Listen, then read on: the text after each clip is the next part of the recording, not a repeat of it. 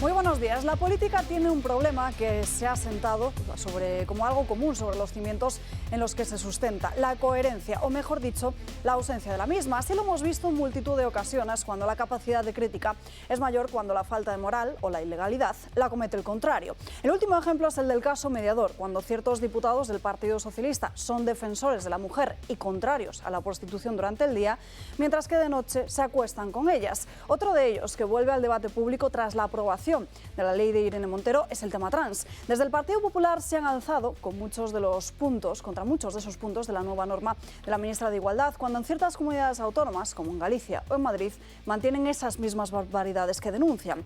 En Vox llevarán mañana al Pleno de la Asamblea de Madrid la derogación de la ley trans de la autonomía, que es la precursora de la del Gobierno. Si nos fijamos en el punto de la contratación administrativa o del empleo, tanto en la ley madrileña como en la ley central se contempla que los trans tengan prioridad.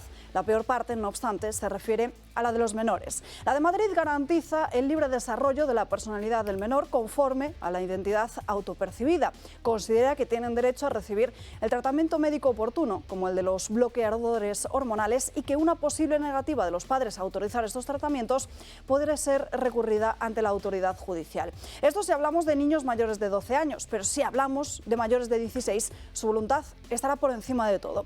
Y no lo dice solo la ley trans de Irene Montero, lo dice la ley trans de la Comunidad de Madrid.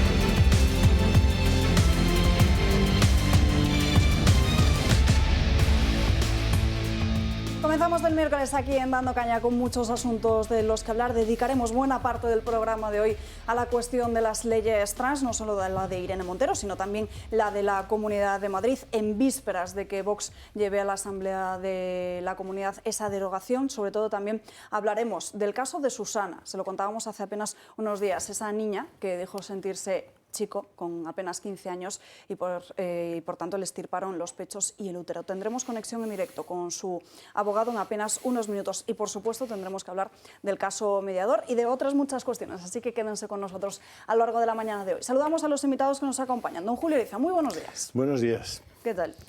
Pues días interesantes de información, también problemáticos especialmente para el Partido Socialista, que se enfrenta a su propio, que se mira al espejo una vez más, al espejo de una corrupción que no es nueva, que ha sido generalizada pues desde la época de Felipe González, al que ahora pretenden convertir en un estadista formidable, donde no había prácticamente ni una institución que estuviera al margen de la corrupción generalizada, ¿no? Y todos recordáis a qué instituciones me estoy refiriendo, ¿no? Los medios de comunicación se están posicionando en torno a la moción de censura presentada por Vox. Unos están a favor del PSOE y otros a favor del PP, y depende de cuál es la expectativa que tengan del próximo gobierno y de cómo les puedan tratar en publicidad institucional y en otras dádivas para el futuro.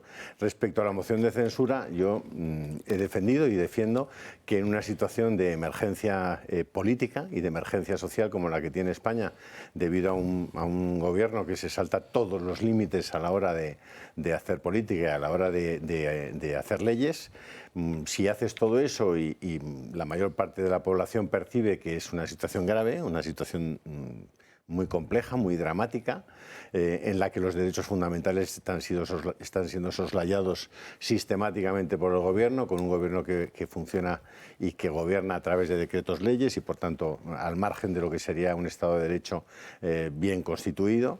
Resulta que tienes una serie de instrumentos para hacer oposición en esa situación.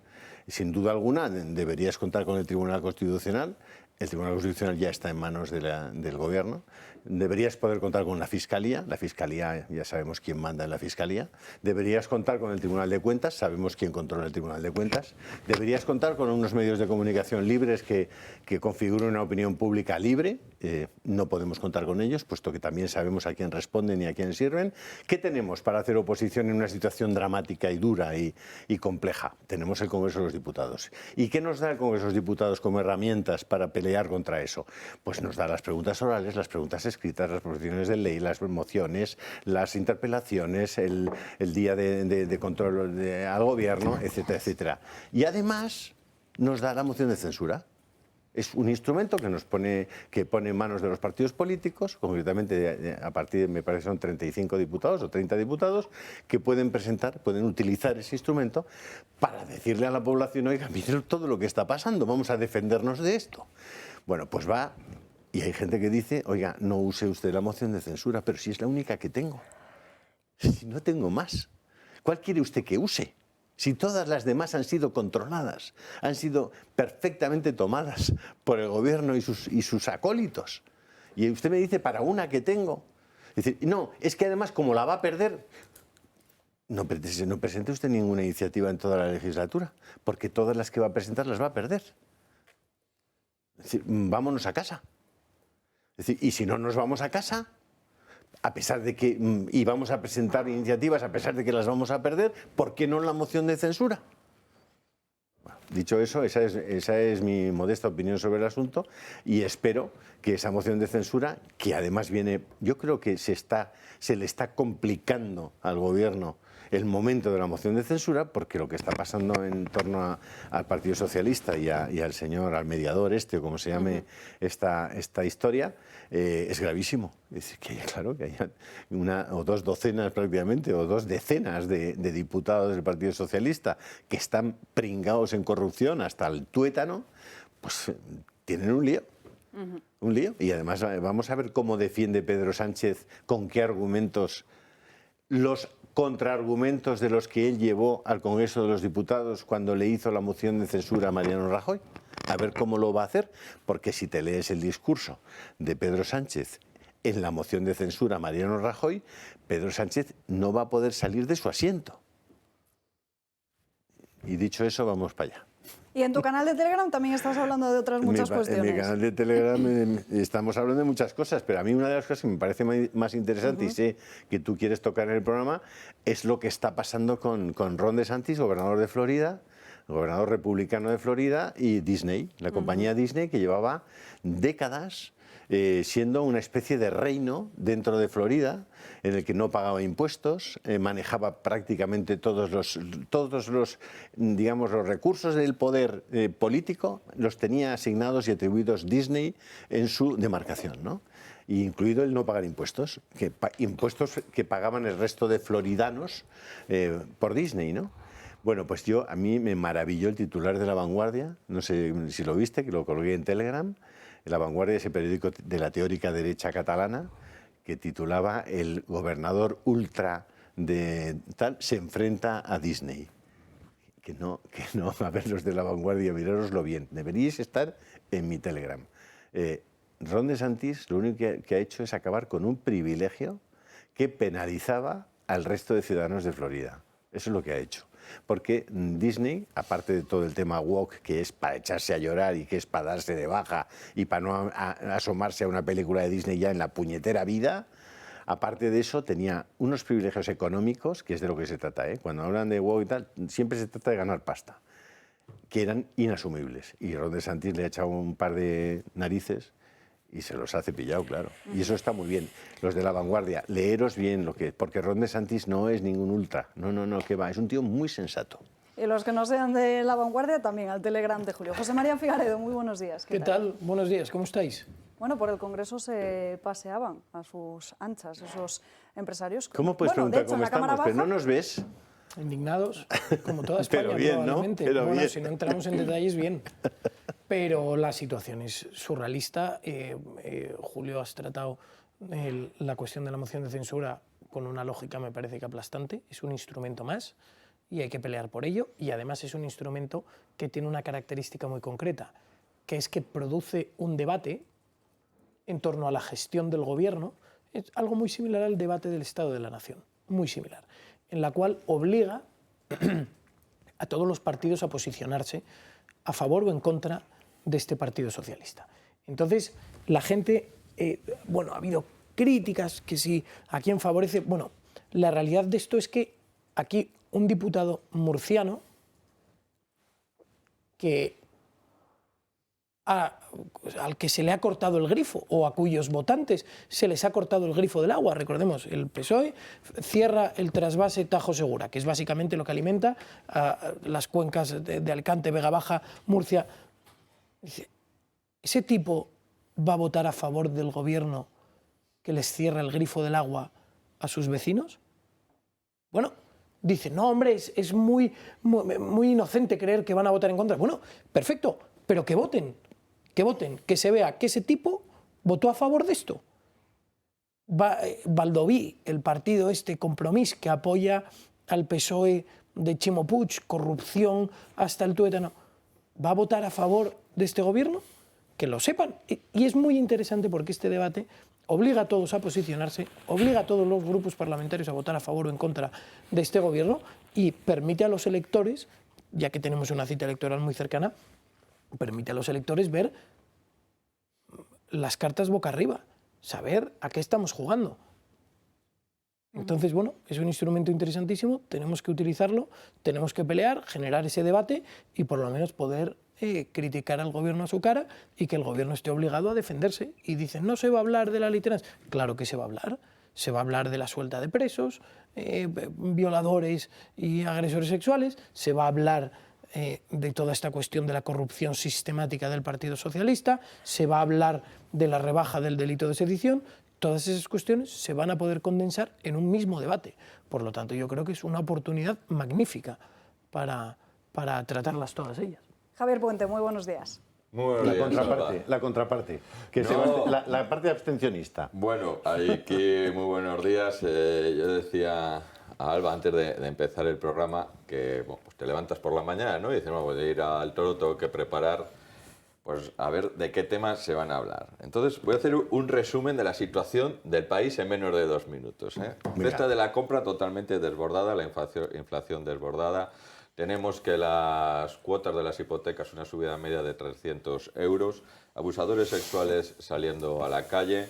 Tenemos a empresas que se van de nuestro país porque aquí se sienten totalmente amenazadas con lo que ello supone de pérdida de empleo y de pérdida de ingresos. Tenemos a los independentistas y a los herederos de ETA que marcan el camino a nuestro gobierno. Tenemos políticos corruptos cobrando mordidas, yéndose de prostitutas, o sea, políticos que son diputados y consumiendo cocaína.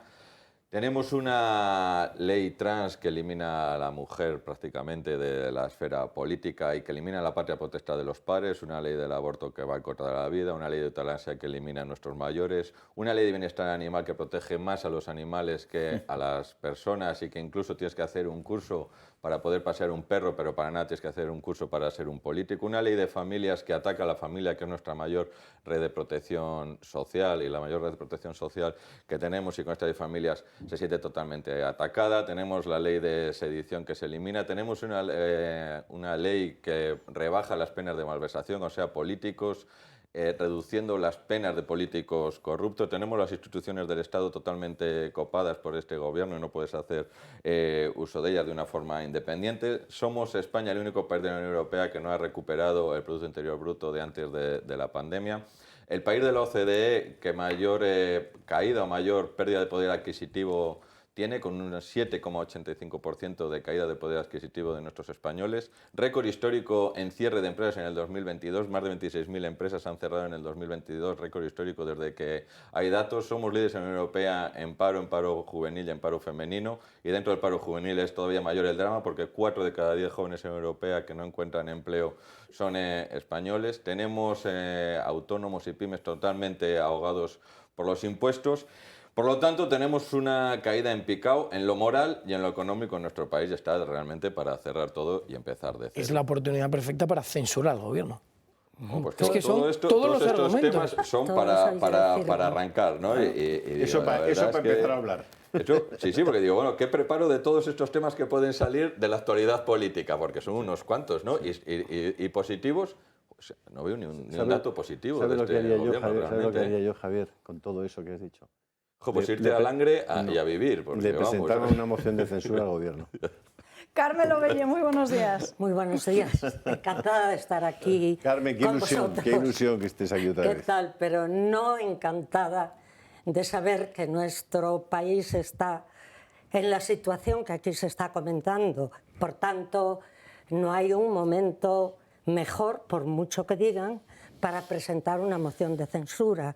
La moción de censura está perfectamente reglamentada, pero con muy pocos aditamentos en tan solo 2 o 3 artículos de la Constitución. Si la Constitución española permite la moción de censura e incluso en uno de los artículos dice que el derecho que tiene un presidente de disolver las Cortes no las podría disolver en el momento en que se esté tramitando una moción de censura, nos da medida de lo importante que es. Pero también la medida de lo importante que es que aquellos que están en contra de ella digan, claro, es que ahora solo se habla de la moción de censura, han impedido que se hable de otras cosas. No, mire, son ustedes los que, una vez que Vox habla de que va a presentar una moción de censura, empiezan a decir cosas tan ridículas como la de Rufián. A mí lo que diga Rufián, pienso que si va en contra es que yo tengo que estar a favor. Y dice mandangas de la derecha, dice Rufián. Y hemos oído cosas de este tipo, o entonces insultar a Vox llamándoles misóginos, xenófobos. Pero claro, la sorpresa más grande todavía viene cuando Vox es el primer partido en la historia de la democracia española, aunque ya hubo 6 mociones con esta, pero es el primero que presenta a un candidato que sea independiente, que no sea el líder del propio partido y que además es un candidato que perteneció al Partido Comunista, lo cual les ha dejado absolutamente desarbolados. Y a mí me hace pensar en aquello de que cuando el necio aplaude es peor, y por tanto cuando te critica es que ese es el camino. Una moción no se presenta solo para ganar.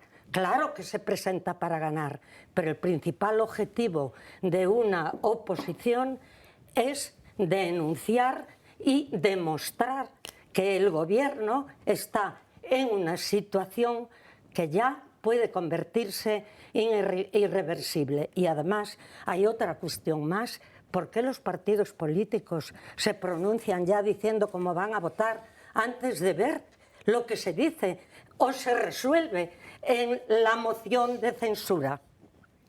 Por tanto, yo creo que no estando de acuerdo generalmente con El País, por ejemplo, hoy no dedica ningún titular en portada a un caso tan grave como el del Tito Tal, que no quiero ni recordar su nombre. Bueno, estamos de enhorabuena, Carmen, porque se ha caído Twitter.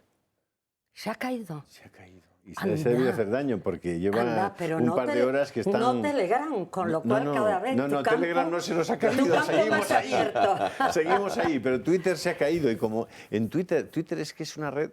Yo entiendo que la gente, bueno, oye, quiera estar ahí porque además hay mucha gente que vive del último mensaje que pone, ¿no? Es decir, pasa algo, se le ocurre algo rápido, no lo reflexiona demasiado, lo escribe y ahí queda para la vida, ¿no?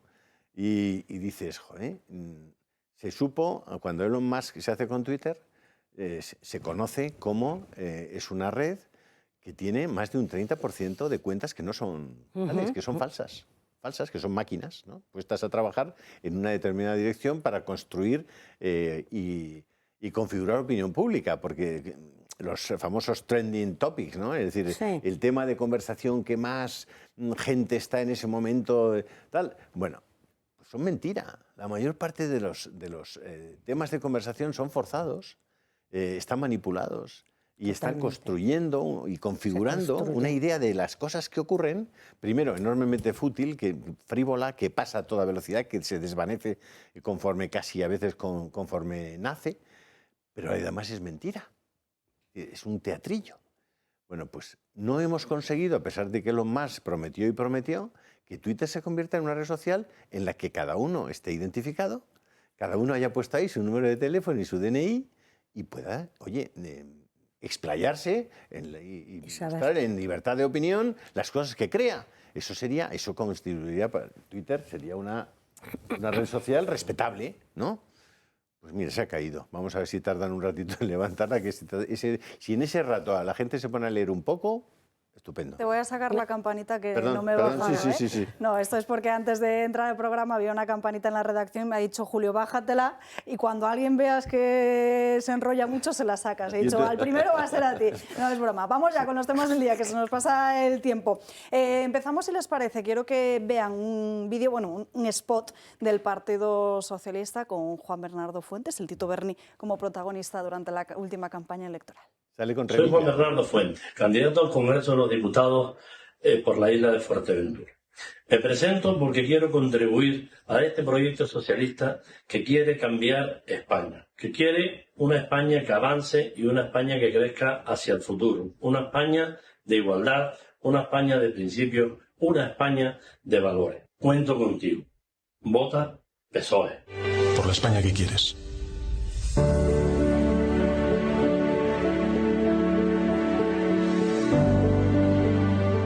Pues lo que ha pasado ha sido la corrupción, la prostitución, la cocaína, en fin. Los medios están publicando más novedades o supuestas novedades sobre este asunto, porque la mayoría de noticias que están publicando los digitales se basan en las propias declaraciones del mediador, de José Antonio Navarro Tacoronte, que dio, ya no esta semana, sino la semana pasada, una entrevista en Canal 10, pero sí estamos viendo cómo hay ciertas novedades, por ejemplo, como publica hoy El Mundo, en la actitud o en los nervios que se notan en Ferraz, porque dice este digital que el PSOE entra en pánico y que muchos varones están pidiendo además a Pedro Sánchez la lista de esos diputados que participarían en esas cenas con los diferentes empresarios y organizadores de esta trama. Además, desvela cómo los andaluces y los gallegos, esos diputados, formarían parte del núcleo duro de la trama corrupta. Bueno, pues esta misma mañana Patxi López ha sido entrevistado en otro medio de comunicación, se le ha preguntado nombre por nombre quiénes eran esos diputados, ha dicho que no lo iba a desvelar porque si no se emprendería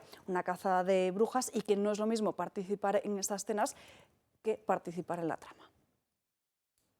Que una cosa es ir a cenar y otra cosa es corromperse, ¿eh?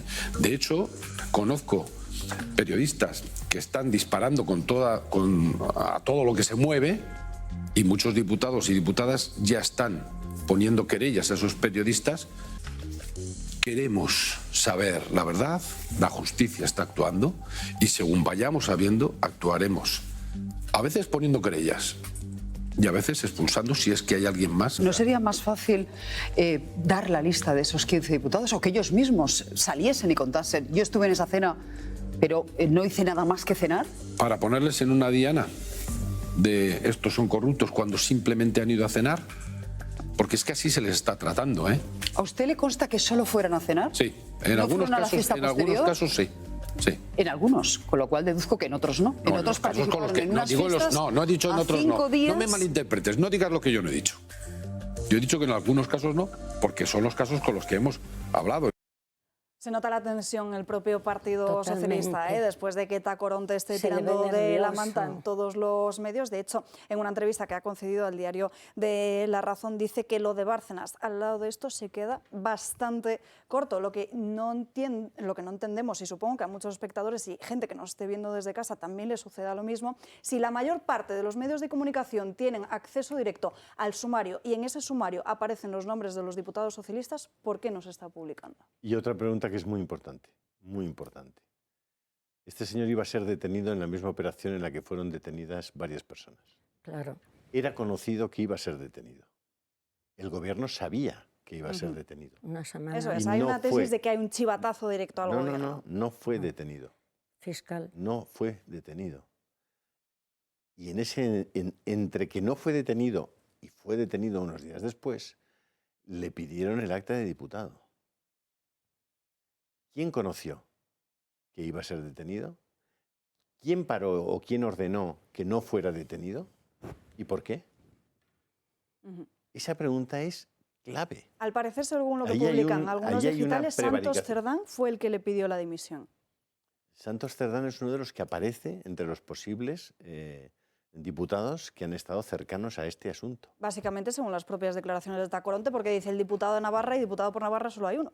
Pero lo Efectivamente. cierto es que en otros casos, no solo parecidos, menores que este, y se detiene a la gente, se la detiene, entre otras razones, y con la tele. porque pueden destruir y pruebas. con la tele. Claro. Y con la tele. Y el único exacto. que está en la Y con cárcel policía. es el guardia civil. Claro, claro. Todos los políticos Los demás, fuera. están fuera. Fuera.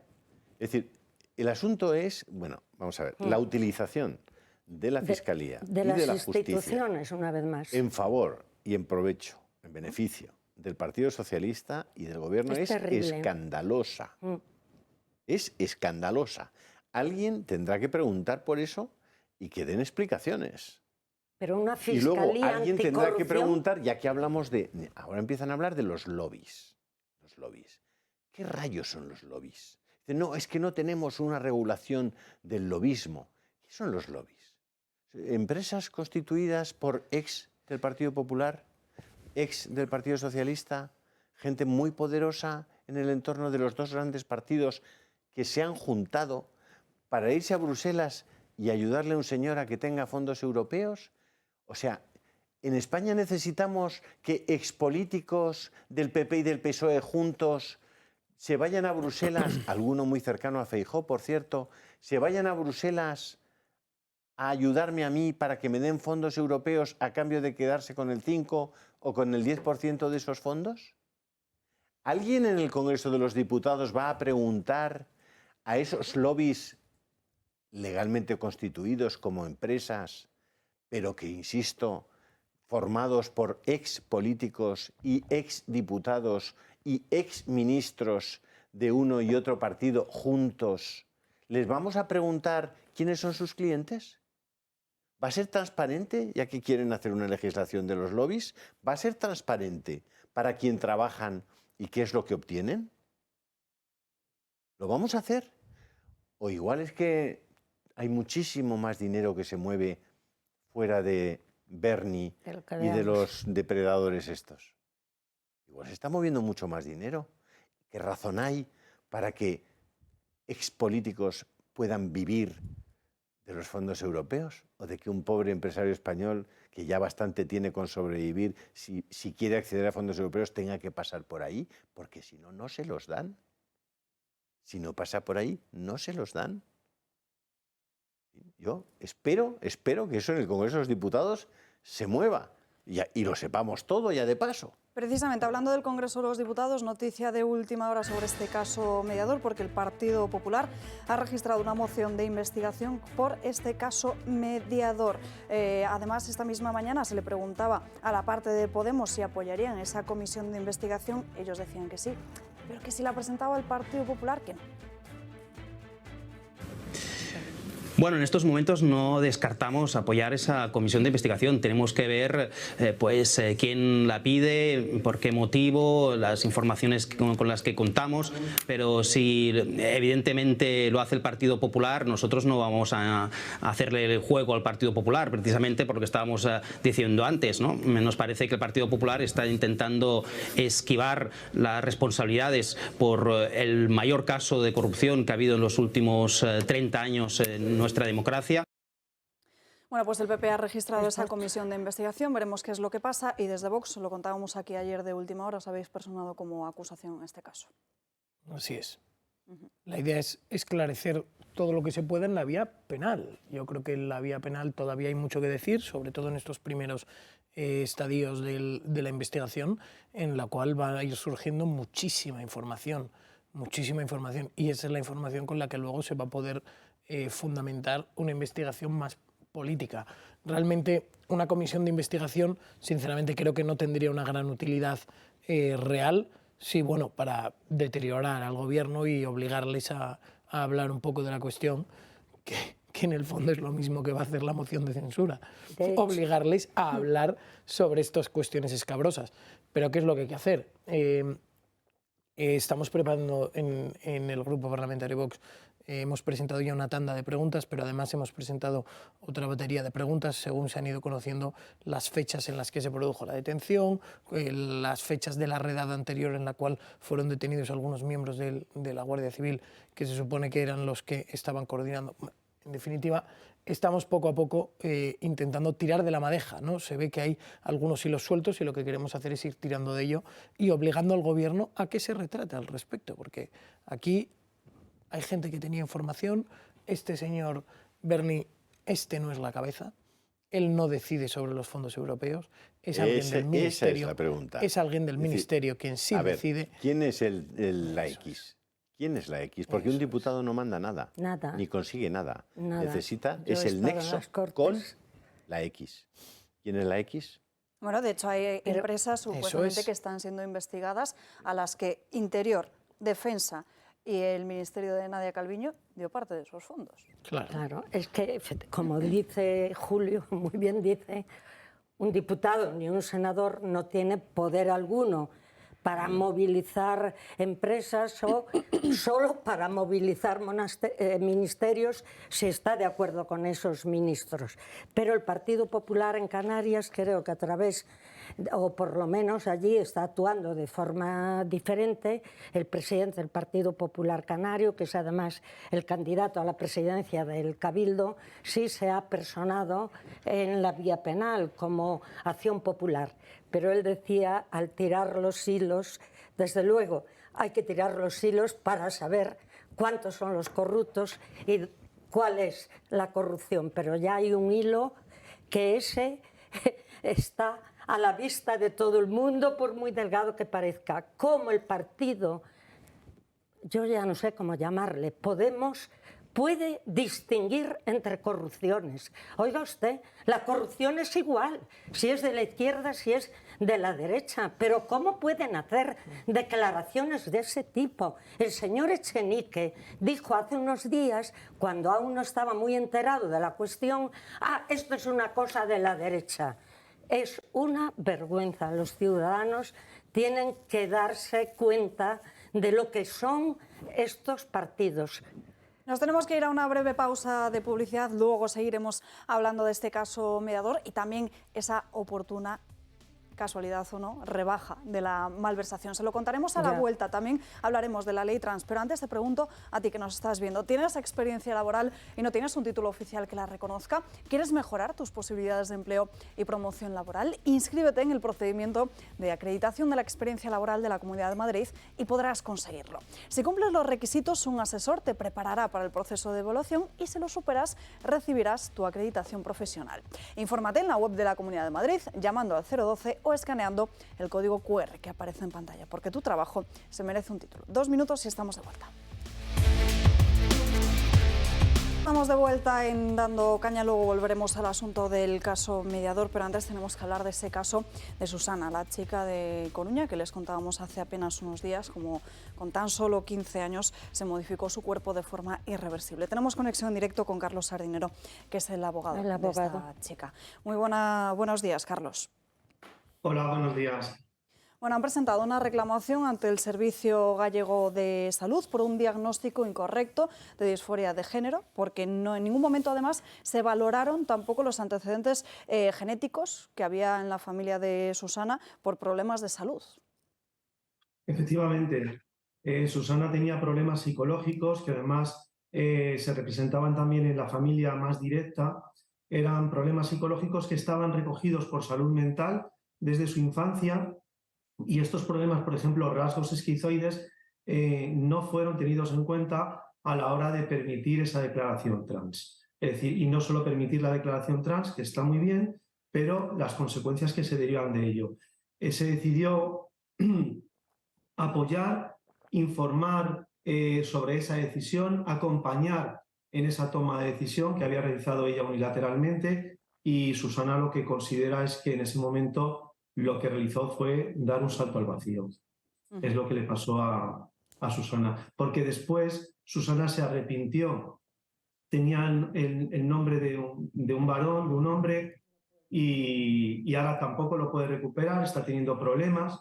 Ella se considera Susana, ya tiene la madurez, la preparación, la competencia suficiente a nivel emocional y a nivel intelectual, ya tiene 20 y tantos años, y ahora se ha percatado que efectivamente aquello fue un error que ha llevado a que pierda los pechos, que pierda el útero, que pierda los ovarios, que pierda la capacidad, ya no es fértil, no tiene capacidad reproductiva, no puede organizar una familia y además físicamente su aspecto ha cambiado y eso es irreversible como consecuencia del tratamiento hormonal. Por eso reclama, porque hubo un error de diagnóstico, porque se dio prioridad a su derecho de autodeterminación. Como ella dijo que era trans, pues nadie se atrevió a llevarla a la contraria, todo el mundo la acompañó, no realizaron las exploraciones suficientes antes de conceder esos permisos y no tuvieron en cuenta, como hemos dicho antes, sus antecedentes psicológicos y psiquiátricos que los tenía y muy considerables. ¿Cómo está ahora Susana? Porque, como bien está comentando, a sus 21 años ha acudido precisamente a ese psicólogo que la apoyó a seguir adelante con ese cambio de sexo y le ha dicho, por lo que se ha publicado en el diario El Mundo, que los dos se habían equivocado. ¿Qué es lo que le dice este psicólogo? Bueno, Susana, cuando ha acudido al facultativo, ha acudido y le ha preguntado, lo primero que preguntó fue ¿qué puedo hacer para volver a mi situación inicial? Y el psicólogo le ha dicho que absolutamente nada porque la situación hoy por hoy es irreversible. El psicólogo pues, se ha defendido de alguna manera, según refiere Susana, echando balones fuera. Bueno, ya estás con lo mismo, con tus dudas, pues es que tenía dudas desde el principio, porque incluso en la historia clínica, justamente antes de ser sometida a mastectomía y a la histerectomía y a todo el cambio de tratamiento hormonal, la historia clínica refleja que ella en ese momento no tenía experiencia de vida y que era muy lenta en las respuestas. Era muy lenta en las respuestas, entre otras cosas, porque no tenía experiencia de vida y no sabía muy bien lo que quería. Y de alguna manera quizá ella ya estaba intuyendo, pero la exploración no fue adecuada, que estaba cometiendo un error. Después, como he dicho antes, ya más madura, más mayor, se ha percatado de que ella no era en ningún momento, jamás fue trans, que fue todo un error y fue un problema patológico de tipo psicológico o psiquiátrico que no se detectó porque no se hicieron los controles adecuados. Ya he dicho antes, ella se declaró trans, todo el mundo lo aceptó sin tener en cuenta sus antecedentes psicológicos y eso le ha llevado a una situación irreversible para la que el ámbito sanitario ahora no ofrece, la ciencia no ofrece ninguna solución para Susana. Carlos, ¿los intentos de suicidio de Susana se produjeron antes o después de este cambio de sexo? Las ideas autolíticas, ideas de suicidio, han venido como consecuencia del cambio de sexo. Ella antes, sí que es verdad que la historia clínica refleja que tiene depresión, que tiene rasgos esquizoides, y entonces, bueno, pues se dio por hecho sin ninguna exploración que eso venía dado como consecuencia de que era una persona trans y que ella todavía pues no lo había aceptado. Cuando se producen las intervenciones y el tratamiento hormonal, Susana se da cuenta de que su situación no ha variado, sino que se ha perjudicado. Su situación es mucho peor que la anterior, porque se ha dado cuenta de que no era trans, que no era lo que le estaba pasando, y entonces es cuando empiezan las ideas de suicidio, cuando ve ella que es irreversible la situación, no antes. Es decir, por eso su situación psicológica ahora, después de las intervenciones quirúrgicas, del tratamiento hormonal, pues es mucho peor, no solo su situación psicológica, sino también su situación física. Y así lo vive ella. Además que durante todo este proceso en ningún momento recibió acompañamiento psicológico. No, el acompañamiento que recibió fue lo que ella verbaliza, ¿no? Y he expresado antes, pues dice, a mí me acompañaron para dar un salto al vacío, pero no hubo nadie capaz de llevarme la contraria para abrirme los ojos. Y eso tenían que haber sido los profesionales. Sobre todo, insisto, teniendo en cuenta los rasgos esquizoides que tenía y que se conocían, están descritos en la historia clínica, pero el acompañamiento psicológico, sobre todo para realizar una criba y saber qué era lo que estaba pasando y por qué llegaba a esa toma de decisión, no se hizo en ningún momento. Y eso es lo que reprocha a ella, que alguien le tendría que... Ella tenía 15 años en ese momento y además su disforia de género fue de inicio rápido, fue súbito. no tenía unos antecedentes, esas ideas previas. Por lo cual, alguien que debuta, es lo que dice ella, dice, si yo debuté de una forma más o menos rápida, no tenía esas creencias, esas ideas, ¿por qué nadie detectó este tema como una alarma, ¿no?, de que algo podía estar ocurriendo? Todo esto le ha llevado a la situación que está sufriendo en este momento. Es horrible lo que está pasando. Pongámonos en su pellejo. Ahora mismo ella ha tenido, como he dicho antes, ideas de suicidio, es decir, ha llegado al límite de lo que puede soportar un ser humano psicológicamente como consecuencia de que el sistema, y así lo ve ella, en ese momento no la protegió suficientemente. Solo se detuvo, eres trans, te declaras trans, pues adelante contigo. Eso es apoyar, eso Susana no lo ve un apoyo. Don Carlos, Todo le pregunta Julio Ariza. Don Carlos, buenos días. Gracias por atendernos. Le hago varias preguntas. La primera, ¿qué posición mantuvieron los padres de Susana en ese momento? Susana tenía 15 años, entiendo, cuando comienza todo esto. ¿Cuál fue su posición respecto a ella? ¿Cómo la trataron? ¿Se opusieron? ¿Qué hicieron? Segunda, ¿qué posición tuvo la Seguridad Social allí? Es decir, quienes atendieron, los médicos de la medicina pública que atendieron y procedieron a la histerectomía y a la mastectomía doble, ¿en qué se apoyaron? Es decir, ¿eso fue contra el criterio de los padres? ¿Fue contra el criterio de algún otro? ¿Hubo otros psicólogos que hicieron un informe de cómo estaba la niña? ¿Propiciaron o hicieron que se, digamos, potenciaron la decisión de ella para hacerla que eso fuera más rápido, etcétera? ¿Y cómo esa Seguridad Social ha ido en el tiempo asistiendo a ella, asistiéndola en las necesidades que ha ido teniendo? Porque claro, los bloqueadores hormonales y ese tipo de cirugías necesitan un seguimiento prácticamente mensual hasta donde yo sé, ¿no?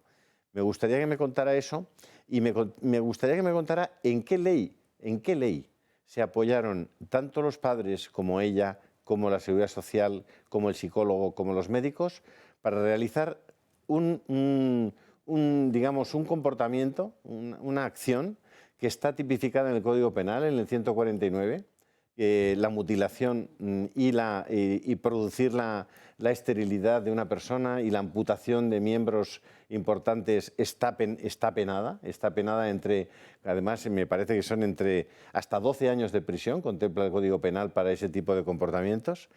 Me gustaría que me contara todo eso, don Carlos. A ver, son varias preguntas. La primera, la postura de los padres. La postura de los padres fue la postura de unos padres que acomodan su conducta a la diligencia de un buen padre de familia. Los padres lo que hicieron fue ponerse en manos de los servicios públicos para que estos servicios públicos, los garantes de la asistencia sanitaria de su hija, tomaran decisiones y les asesoraran. Se dejaron llevar por el criterio de los facultativos. Pero el criterio de los facultativos, bajo el punto de vista de Susana, no fue el ajustado a la lex artis, porque no tuvieron en cuenta esos antecedentes. Los facultativos tomaron la decisión de seguir el criterio de la declaración unilateral derecho de autodeterminación de la paciente soy trans sin indagar en absolutamente... Pero perdóneme, don Carlos, perdone que le interrumpa, pero ¿había una ley en ese momento en Galicia o en España que garantizara eso? Sí, había una ley en Galicia, sigue habiendo una ley en Galicia, pero la ley gallega tampoco es muy clara. No es tan clarísima, por ejemplo, como es la ley que va a entrar en vigor mañana a nivel nacional en este sentido, que predomina el derecho a autodeterminación sobre la aplicación de la lex artis ad hoc por parte del facultativo para establecer una criba porque no se lo permite so pena de sanción. Entonces, es decir, que sí se apoyaron en la ley gallega. Es decir, hay una ley en Galicia que permite que una niña menor de edad tome la decisión de que le practiquen un bloqueo hormonal primero y a continuación una amputación de los pechos y de su sistema reproductivo. ¿Es correcto? Su declaración como persona trans fue en su minoría de edad, pero las intervenciones quirúrgicas ya era mayor de edad, ya tenía 18 años. ¿Y los bloqueadores hormonales? También. Entonces, ¿no se los suministraron bueno, cuando era menor? Los hormonales ya comenzaron antes de su mayoría de edad. Por tanto, había una ley que permitía, había una ley en Galicia que permite a un menor de edad suministrarle bloqueadores hormonales, ¿es correcto? Como lo permite la ley nacional ahora. Como lo permite la ley nacional, pero en ese momento no había ley nacional. Es decir, que no había ley nacional. Si en el caso de Susana ha ocurrido con anterioridad a la ley nacional. Lo que pasa que Susana también lo que advierte, el motivo de la denuncia, y esto también es importante, Susana quiere dejar muy claro que la condición de trans no es una patología y que la ley nacional, como otras leyes autonómicas, pues están muy evolucionadas, están muy bien porque eliminan barreras de todo tipo, obstáculos, por ejemplo, en el ámbito laboral, en el ámbito educativo, en deportes, etc. Y establece unos principios generales muy bonitos. El problema es a la hora de trasladar esos principios, esa filosofía que uno tiene en mente, a la hora de trasladarlo al papel. Porque a la hora de trasladarlo al papel parece que prima el derecho a autodeterminación sobre el diagnóstico del facultativo, y el facultativo parece, con la nueva ley, que si realiza cualquier exploración o realiza un parte interconsulta a psicología porque considera que puede haber algún rasgo de tipo esquizoide, una conducta o algún planteamiento de tipo psicológico que le haya llevado a esa toma de decisión, eso se puede considerar discriminatorio y puede llevar asociada una sanción. Ese es el problema que ve Susana. Por eso Susana denuncia también su caso para que no haya más Susanas a posteriori con la nueva ley. Es decir, quizá el legislador, tanto a nivel autonómico como a nivel nacional, creo que a nivel nacional y también autonómico muchas veces se ha pensado mucho en aquellas personas que son trans, que han tenido muchos obstáculos, y está muy bien pensar en ello, porque la condición de trans no es una patología, eso ya es de tiempos pasados y ya hemos evolucionado y nos hemos dado cuenta, pero tenemos que darnos cuenta también que el legislador tendría que haber mirado para aquellas personas más indefensas, vulnerables, como son adolescentes, menores de edad o adultas que tienen una patología mental, que hayan podido llegar a la decisión de posicionarse como trans de forma errónea, porque las decisiones que toma el ser humano no son infalibles e incuestionables, y tienes que permitir al facultativo que adecúe su conducta a la lex artis para evitar que exista esta puerta abierta de casos como Susana, y me da igual que sea con leyes autonómicas o leyes estatales, pero tiene que haber un principio que diga que de protección integral del menor o personas con algún tipo de discapacidad mental o cualquier persona con algún tipo de problema que le haya llevado a tomar esa decisión por error. Y no podemos dar por sentado que el derecho a autodeterminación lo es todo y no podemos indagar en ningún caso, siquiera excepcionalmente si se puede, más todavía como el caso de Susana o de otras personas que tienen un problema psicológico. Don Carlos, el respeto que tenemos por la situación de Susana es completo. Tengo que decirle que el trastorno, lo que llaman trastorno dismórfico corporal, que es la disforia de género, sigue siendo una patología y de hecho existen unidades psiquiátricas especializadas en el tratamiento de esa patología. El hecho de que tengamos mucho respeto por lo que le ha ocurrido a Susana no significa que yo le acepte sin más el que me diga usted que la disforia no es una patología, mientras los psiquiatras de todo el mundo siguen atendiendo y sigue habiendo unidades especializadas para atender esa patología, que consiste ni más ni menos en que alguien se sienta incómodo con el sexo, que ahora dicen que les ha sido asignado al nacer. No sé por quién, no sé quién les asigna el sexo al nacer. Supongo que están recurriendo ya a un ser superior, en lo cual estaríamos de acuerdo.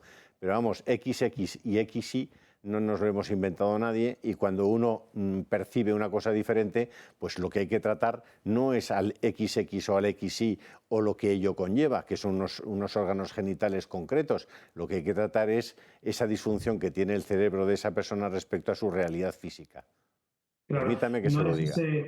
Claro, si no, y es libertad de expresión y cada uno. Claro. Yo sobre ese debate prefiero entrar. No, como usted lo ha mencionado, y en esta casa tenemos por lo menos la línea habitual es que dejamos las cosas que pensamos, las dejamos claras, como usted ha hecho, y con todo respeto se lo digo, ha hecho usted muy bien en dar su opinión, pero yo, porque usted la da, si no, no la hubiera dado en este momento.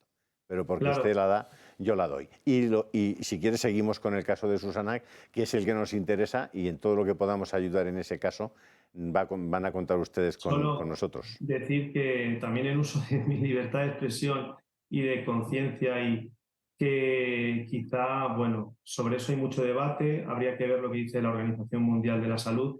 Yo soy un poco antietiquetas. Parece que ahora a los niños y a los adultos todos tienen que llevar su etiqueta. Eres hetero, eres homosexual, eres trans, eres no sé qué, LGTBI, eres tal, eres lo otro. Esto es una patología, esto no lo es.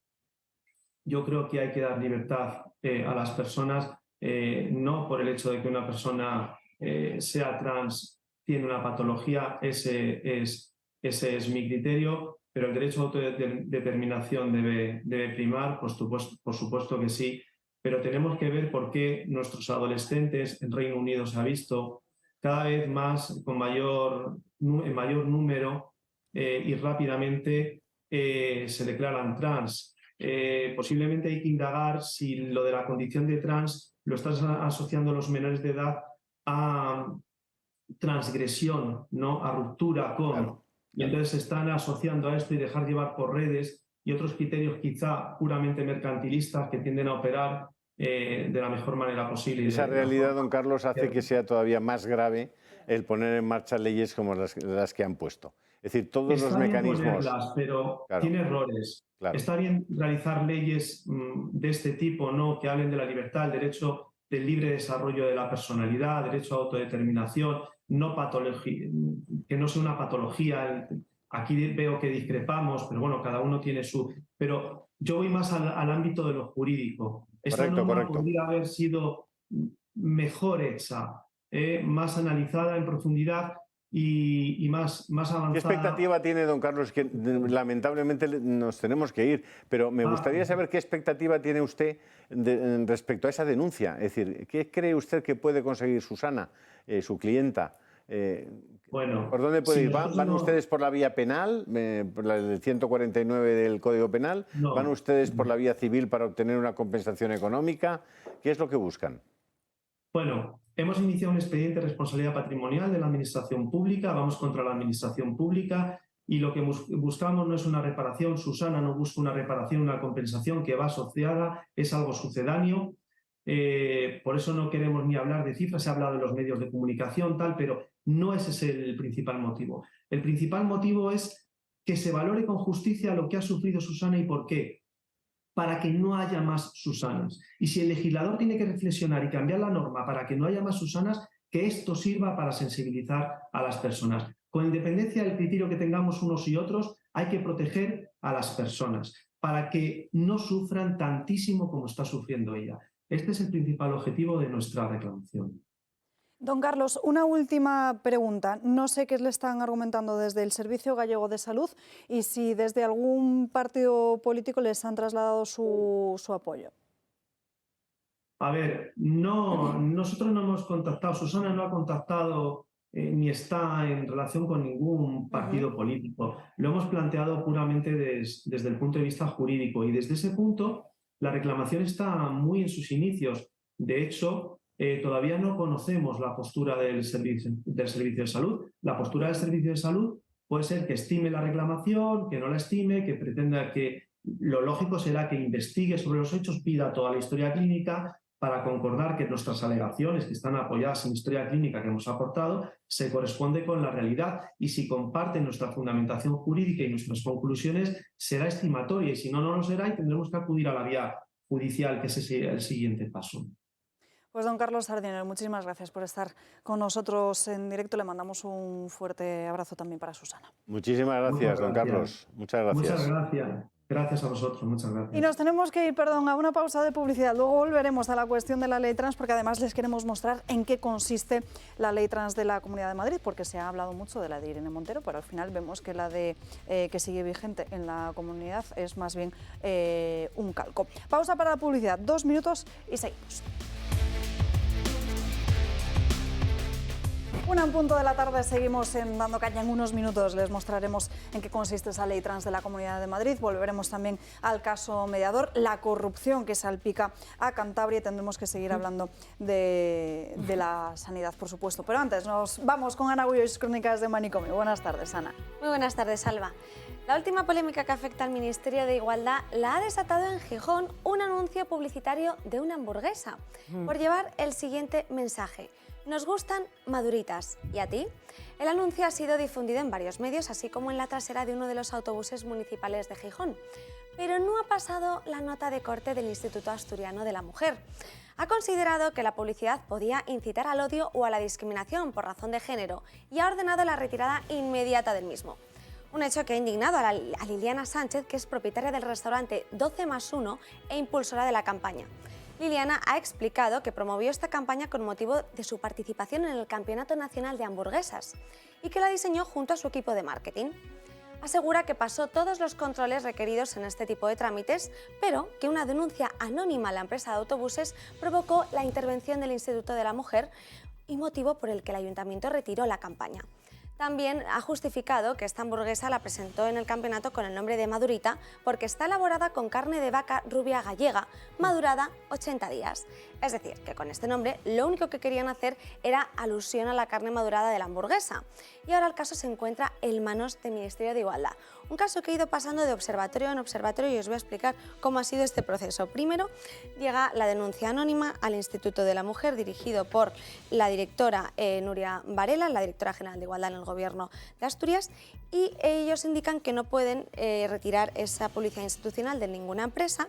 Entonces se lo comunican al Observatorio de la Publicidad e Información No Sexista del Principado de Asturias. Y este observatorio lo que hace es enviarla al Observatorio de Imagen de las Mujeres, que es el nacional, el que depende del Instituto de la Mujer y del Ministerio de Igualdad. Es decir, ¿qué ha pasado? No solo por el Instituto de la Mujer de Asturias, sino por 2 observatorios más.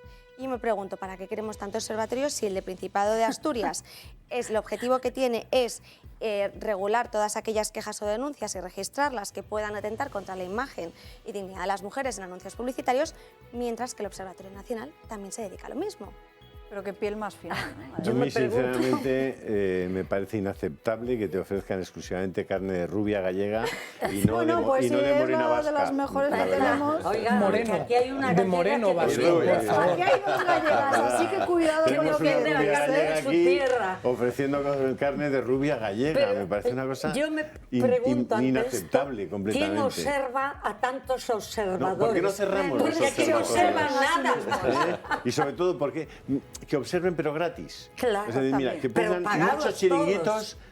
Pero gratis. Y aparte de eso, pero que se lo falta, paguen ellos, porque son gente muy concienciada, ¿no? Pues que se lo paguen. Es curioso, falta otro organismo, porque el que autoriza en los autobuses municipales será Claro, el ayuntamiento. Por eso el ayuntamiento lo ha retirado. Un organismo más. Y luego, que la que hace la publicidad, la propietaria de la hamburguesería, es una mujer. Sí. Y también la publicista, por lo que parece, es otra mujer, pero aquí pero hay ¿en qué pensamientos. chorradas están Ya trabajando? sabéis que Madurita incita al odio. Pero vamos a ver, una cosa, una pregunta. ¿Dónde está el restaurante?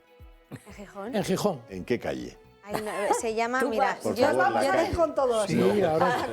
te lo digo, si me das, un el llamamiento restaurante se llama 12+1 y si un me das llamamiento un minuto te lo busco. A ir a tomar una hamburguesa No es de madurita de Vale. rubia gallega en Ay, el restaurante 12+1 en Gijón. Está, Así En que la, todos los en la avenida de Manuel Llaneza, número 13. Tú eres de allí, ¿no? Y está ahora mismo abierto hasta las 11 de Y la vas a noche. ir el próximo Sí, día vas a seguro. comer allí, Sí, supongo. muy probablemente. Una hamburguesa. De hecho, pues ya está. De hecho, tenemos, bueno, tengo que verme con una serie de personas en Asturias mañana y es posible que sea una buena excusa para ir a ver Y está cerca, está al en una restaurante. zona céntrica de Gijón. Sí, muy centro de Gijón. No íbamos a vernos en Gijón, pero es posible que debamos ir porque, Pues sí, bueno, pues ya Bueno, está. para un tema No, de la- una hamburguesa. de una sea lo que hamburguesa en fuere, hamburguesería. parece que es recomendable ir. Pues eso No, parece que es recomendable ir a un Sí, lugar es gente- transgresor, gente normal. gente normal. Gente normal. Y ojo, Diré que a mí no me gusta esa campaña, ¿eh? Diré que a mí no, yo tampoco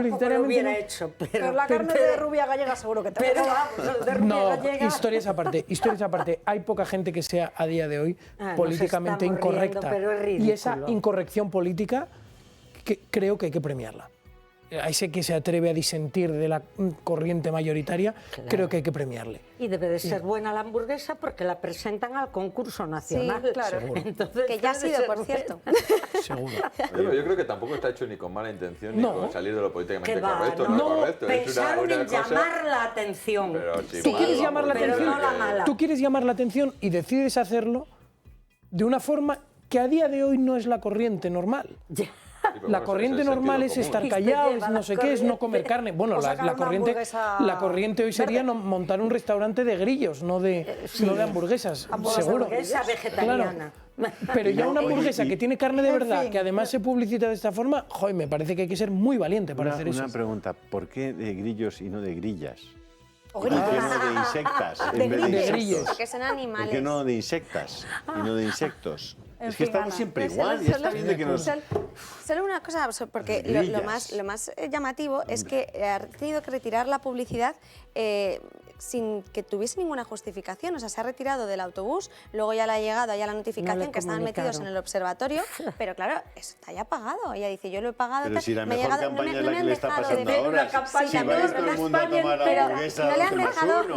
no le han dejado de defender su postura. ¿Qué Decir, va? es que si a lo mejor me hubieran escuchado que lo de madurita viene porque queremos resaltar la maduración de la carne, Tiene hubiesen que salir entendido. agradeciendo Exacto. al observatorio el que le han puesto en casa. Claro. Es En más, fin, Ana, A no, ver no- si... ojo, no sea que sea Campanita. un primo Campanita para de la todos. chica de las hamburguesas que está en el Totalmente. observatorio y ha dicho, tranquila, que esta campaña te la hago Pero yo. va, Ana, nos traes otra locura para hoy. Sí, porque puede que, Un hábil publicista. puede que le sorprenda, pero Paris Hilton ya es madre. Y lo digo porque no verán una sola foto de ella embarazada. Paris y su marido Carter Reum han concebido a su primer hijo, Fénix, a través de la gestación Terrible, subrogada. ¿no? La empresaria nunca ha ocultado sus problemas de fertilidad. Después de acudir a la fecundación in vitro sin éxito, decidió finalmente optar por la gestación subrogada. Lo que nos ha llamado la atención es la preselección y el capricho que está usando en el proceso de ser madre, como si de un catálogo de ropa se tratase. Después de tener a su primer hijo, la empresaria ahora quiere una niña, una mini Paris, por lo que ha decidido escoger a sus embriones a la carta. Quiere seguir sometiéndose a más tratamientos de fertilidad, a pesar de que por el momento tiene nada más y nada menos que 20 embriones congelados. ¿El problema para Paris? Que son todo niños. 20 embriones varones preparados para ser transferidos e iniciar un nuevo proceso de gestación que no quiere, no le sirven. Pero si luego se Así pueden que, autodeterminar de género. bueno, pero Eso ella... no tiene importancia. Luego ya se Ya lo autodeterminan, cambia. parece que son varones, pero ese es el sexo asignado. Luego, dile a París, avísale, que puede luego, estos que aparentemente son varones, luego se autodeterminan y serán las pequeñas París. Y luego dile, por favor, que a la mujer que van a utilizar para que tengan a su hijo, que no le arrebaten al niño, porque el que La gesta verdad- al niño es que es la madre. No, y todos los 20 a embriones Paris que quieran, además. Hilton había que decirle aquello de pobre niña rica. Ha nacido heredera de la cadena Hilton, de una de las familias más ricas de Norteamérica, y lo que se dedica es de siempre a llamar la atención y a ganar mucho dinero con esto, pero es que ahora ya son palabras mayores. Pero Ana, que te hemos interrumpido. Decidió es que seguir, ¿no? ella ha decidido seguir en la búsqueda de una niña y además lo ha confesado así a la revista Glamour. De la siguiente forma: hemos pasado por esto 7 veces y todos son niños. Tengo 20 niños. Justo me he sometido de nuevo al proceso hace un mes y estoy esperando los resultados a ver si hay alguna niña. Añadía lo siguiente, que aquí es un poco por donde va Julio. He planeado los nombres de mis hijos durante años. Sabía que si tenía una hija se iba a llamar London, porque es una de mis ciudades favoritas. Es un nombre precioso que funciona tanto para niño o niña. Me encanta, es bonito y suena bien ridícula. París y London. quiere, como vemos, pues tener un hijo. Y luego, otra de las declaraciones que hizo es que en esta entrevista, cuando estaba en el programa, en el reality show de Simple Life, tuvo que estar una vez en una habitación con una mujer que estaba dando a luz y que ella se tuvo que quedar a verlo. Entonces, que ese hecho le ha totalmente traumatizado y que por eso esta también era una de las razones por la que había optado a la gestación subrogada, porque eso, junto con la muerte, son las dos cosas que más le asustan en el mundo. Claro. ¿Y luego cuándo la instalan en el cerebro a París? A mí la verdad es que me parece es toda una pérdida de humanidad total y absoluta. O sea, aquí al final la gente con dinero comprando y decidiendo lo quién que le vive, da la quién no, gana. comprando y No, y vendiendo, dice, tengo 20 hijos, pero me da igual, como son todos varones, pues los mato. Esto no me gusta, pues esto que lo maten, tal. Y luego la utilización de la mujer, porque claro, es la utilización de una mujer a la que ella puede pagar, que va a hacer de vasija o llámalo como quiera, ¿no? Que será una mujer sin recursos, porque no creo que alguien con recursos acepte el llevar un embarazo de otro hacia adelante, y al final es un dato más. Y luego entregar al niño. Y luego entregar al niño, ¿no? Además de los temas de salud que puede implicar y demás, ¿no? Y al final estás aquí cosificando como quien elige eso, ¿no? Lo has mostrado ahí, un catálogo, pues este niño sí, este no, este le matamos por el otro lado, este niño igual me lo quedo. Oye, de verdad es tremendo. Es lo que he dicho, la falta de humanización, y tendrían que publicar cuánto dinero lleva invertido en todos esos tratamientos, en todos esos cambios. Vamos, lo que tenían que hacer era volverle la espalda, vuelvo a repetir, a esta pobre niña rica, pero que está dando muy mal ejemplo a la sociedad. Pero en alusión a lo que decía Javier, es que en Estados Unidos, por ejemplo, me he metido en una empresa, en una clínica de gestación subrogada, en GestLife, y cuesta el tratamiento entre 120.000 y 160.000 euros. Si te quieres tener un hijo, si quieres tener ya gemelos, entonces el tratamiento asciende hasta los 200.000, pero por las complicaciones que luego puede haber si tienes que meterlo en una incubadora, es decir, por los gastos médicos que se puedan desarrollar si tienes dos hijos que al final pueden ser prematuros. Y el caso de la mujer, también de la mujer gestante, la que se presta a gestar, también está bastante regulado, porque en Estados Unidos no todos los estados admiten o aprueban la gestación subrogada. La mayoría sí, pero hay algunos que no. Pero sí que establecen unos requisitos para que tienen que cumplir esa persona. Y contrariamente a lo que se piensa, necesitan que aparte tengan buena estabilidad económica, que tengan una edad comprendida entre los 21 y 45 años, que el índice de masa corporal no esté nunca por debajo de 36, haber dado a luz por lo menos previamente hasta un máximo de 8 y no haber tenido 5 cesáreas, que no fume, que haga una vida activa y saludable. Es decir, se hacen una serie de requisitos para que esa persona sea lo más saludable y bueno, modelo posible, y que tampoco lo necesite como para que pueda salir el procedimiento completamente viable y válido. Pero es tremendo, porque es que al final es un negocio, tú compras algo. Una deshumanización. Sí, es compraventa de niños. Cuando quieres, como quieres. Hay una historia que tenemos que darle una vuelta. O sea, la pérdida de valores morales de Occidente es una cosa absolutamente llamativa. Pero lo peor de todo es que la izquierda, a través de sus terminales mediáticos, pensemos en Netflix o en similares, saca aquella serie que se llamaba El cuento de la criada, que bueno, a Pablo Iglesias le entusiasmaba y demás. Y ellos la defendían como si fuese una crítica a, pues no sé muy bien, a la derecha, a todo, a Vox, a todo, bien. Pero la realidad es que es esto. O sea, esta señora ha cogido a una mujer, la ha utilizado como vasija, decías, le ha sacado, ha cogido los embriones, ha ninguneado la existencia humana por el mero hecho de tener dinero, que equivale a tener poder, que es lo mismo que sucedía en aquella historia. Es que Occidente se está convirtiendo en eso, no Occidente. Ese globalismo de millonarios en el cual nos estamos viendo cada vez más involucrados en cada uno de los países individuales que conformamos Occidente, en una especie de riada que nos invade, que limpia todas las diferencias que cada uno de nosotros pudiéramos tener, que pretende que nos homogeneicemos, y esto es a lo que nos quieren llevar. Es que a esto es a lo que estamos yendo, es que tenemos que combatirlo con todas nuestras fuerzas. Y que además, José María, hay otro problema, que muchos de estos niños probetas, si se conoce a esas personas que han nacido después de un proceso de fecundación in vitro, en Estados Unidos ya se está dando, como muchos de estos al llegar a su edad adulta quieren conocer a su padre. Claro. Es que la gestación, eso no está regulado. Como los hijos adoptivos es que además la en gestación general. subrogada puede ser o parcial o completa. Parcial es que la mujer gestante también tiene sus ovarios, entonces, o sea, sus óvulos, perdón, entonces solamente es el esperma, pero esa es la madre real del niño, y luego la completa, en la que tú simplemente le inseminas por fecundación in vitro el embrión. Metes el embrión directamente. En fin, Ana Gullo, muchísimas gracias por estas crónicas Seréis como de dioses, Manicomio. acordaos del Génesis. Sí.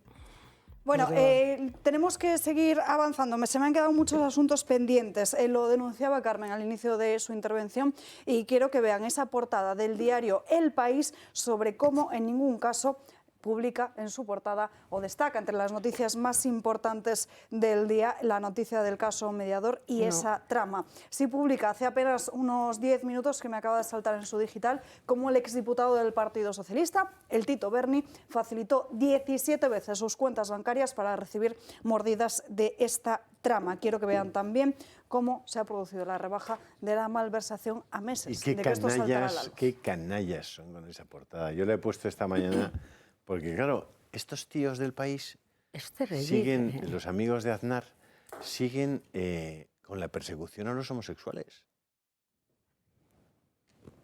En este caso, los católicos. Mañana, porque en portada mañana vaya sí usted viene. a saber. Ahora resulta que hay un despacho de abogados al que la Iglesia, no sé qué iglesia, de Madrid, la de Roma, la de Burgos, la iglesia doméstica, no sé, le encargó que hicieran un informe sobre abusos sexuales de homosexuales, 100% homosexuales. Es decir, la persecución de los homosexuales, en la que el país está fija. O sea, por una parte defendiendo los derechos trans, los derechos gays, tal, pero por otra parte cogen a los homosexuales católicos, que es a por los que van, y a muchos homosexuales que en los años 60 y 70 entraron en virtud de una campaña en que los gays se metían en los seminarios porque luego iba a pasar lo que iba a pasar, lo que ha pasado. Y estos que están determinados a machacar a la Iglesia Católica se olvidan de que menos de un 5% de los abusos sexuales homosexuales se producen en el entorno de la Iglesia Católica o sus parroquias o sus centros o sus instituciones. El resto son fuera, en los colegios públicos, en la sanidad pública, en los institutos públicos, en los gimnasios públicos. Allí es donde se producen el 95% de los abusos sexuales homosexuales. Claro, que el país hoy, con Berni, con Ucrania, con Revilla, el chorizo Revilla, un sabor que maravilla, que resulta que también usaban Espérate, vamos por partes. Vamos por partes. Ahora nos vamos hasta Cantabria. Dejad de perseguir a los homosexuales, hombre. Homófobos. Si son católicos, vamos a ver cómo el gobierno ha trabajado el delito de malversación. El enésimo caso de corrupción del Partido Socialista lanza en bloque a las principales damas de Pedro Sánchez para intentar justificar lo injustificable. Este partido vuelve a manifestar su tolerancia cero con la corrupción. De tolerancia cero frente a este tipo de comportamientos. Y es que toda una red de empresarios y buena parte de la bancada socialista podría estar implicada en fiestas con prostitutas y estupefacientes, organizadas incluso durante el inconstitucional encierro de la pandemia por el exdiputado conocido como el Tito Berni. Pero ¿alguien se ha parado a pensar en por qué hemos comenzado el año con una oportuna rebaja del delito de malversación? Con la excusa de beneficiar a sus socios golpistas, los políticos del PSOE también podrían invocar la modificación del Código Penal, como dos exaltos cargos socialistas encarcelados que ahora solicitan cambiar su condena amparándose en la reforma de Sánchez. Y todo ello en plena visita a España de una misión del Parlamento Europeo por falta de control y entrega de las ayudas europeas a la COVID, y con un mensaje contundente al Ejecutivo: hay que endurecer la lucha contra la corrupción. Así que, por mucho que el presidente del Gobierno proclame en entrevistas preparadas al detalle y en prime time El rechazo rotundo, la condena absoluta por parte del Partido Socialista y yo como secretario general del Partido Socialista. Empezar 2023, año electoral por excelencia, con la rebaja del delito de malversación huele, pero que muy mal. No sé si os huele mal también en la mesa. Pues sí, oye, la verdad es que se eliminó el delito de sedición, se redujeron las penas, lo comentábamos antes, o sea, políticos al final decidiendo que se rebajen las penas de otros políticos corruptos y al mes sale todo esto. Sí que quería hacer mención a que antes no tuve ocasión que el PP de Canarias efectivamente se ha presentado como en particular para que salga todo que al final estamos hablando de prácticas poco ejemplarizantes o nada, ¿no? Con prostitución, consumo de cocaína, pero no nos olvidemos que al final hay mordidas y dinero público de todos y cada uno de los españoles a los que se supone que representan los diputados a los que estamos haciendo mención, y todo eso tiene que salir porque se está pues malversando ese dinero público, nunca mejor Pero el dicho. País lo lleva a la página 14, una nota pequeña, y sin embargo, pues si son trajes de camps en portada, día a día, y aunque luego los tribunales decidan otra cosa. No, si la verdad es un periódico que está haciendo muchísimo daño. Carmen, un periódico... Porque ha tenido credibilidad y alguna gente aún cree en el País. Yo lo siento mucho. Esto lo diría, ahora creo que es directora, ¿no? Pero se lo diría en el propio País. Es absolutamente dañino lo que está haciendo. Y desde luego que lo de Cantabria también debería de llevarlo a portada. Precisamente de Cantabria lo llevaba ayer, que ya justo lo comentábamos en portada, el diario El Debate, cómo durante el año de la pandemia, durante lo peor del coronavirus, el gobierno de Revilla adjudicó casi 9 millones de euros a dedo a esa trama desarticulada por amañar contratos en el tema de las carreteras en Cantabria. Recordarán también durante la pandemia que a Revilla, mientras mantenía a toda la población confinada, a él se le pillaba en un restaurante con un puro. He mentido porque me sometieron a una presión en un momento determinado que ya no sabían lo que decía. No por mí, por los que me acompañaban. El puro era mío, pero el puro yo le llevaba encendido por la calle, como lo dejo aquí a veces. Estaba acosado por 5 o 6 personas que me soplaban al oído, y por la vergüenza de 2 señores que vienen a invertir y se ven acosados de esa manera. Sentí verdadero bochorno. Eso ya fue meses cuando Revilla ya reconoció que sí, que había mentido. Y esas son las imágenes donde, bueno, un ciudadano le graba con el móvil en esa terraza de un restaurante de Cantabria, donde se ve que efectivamente había dejado el cenicero con el puro. Lo que queda claro pues muy es que es un demagogo Revilla. total. Sí, muy cobardica y además muy mentiroso. El puro era suyo, claro, y lo negó. Y la verdad es que es una verdadera vergüenza Revilla. Pero bueno, ahí ha mantenido esa posición gracias a los socialistas de Cantabria todo este tiempo. Y es un personaje que viene del franquismo y que tiene esos comportamientos autoritarios y esos tics en los que él le parece que él puede hacer lo que le dé la gana. Así bueno, vamos a ver, porque claro, si mientras todos los demás estaban encerrados, estaban adjudicando un montón de contratos. O sea, los contratos que se han debido adjudicar en este país mucho dinero durante la pandemia no han entrado todavía en las compras de vacunas, que siguen comprando, por cierto, en las compras de vacunas, en las compras de mascarillas, en las compras de material sanitario. Bueno, sin contar todo lo que han hecho, todos esos contratos que han utilizado esos agujerillos que tiene la ley para poder adjudicar siempre es que hay que hacerlo sin un concurso previo. Vamos a ver cuántos millones y millones y millones se han dado durante la pandemia mientras los demás estaban encerrados. Ellos ganando dinero. No ha cesado al consejero. No lo ha cesado. Sí, ahí, bueno, aquí como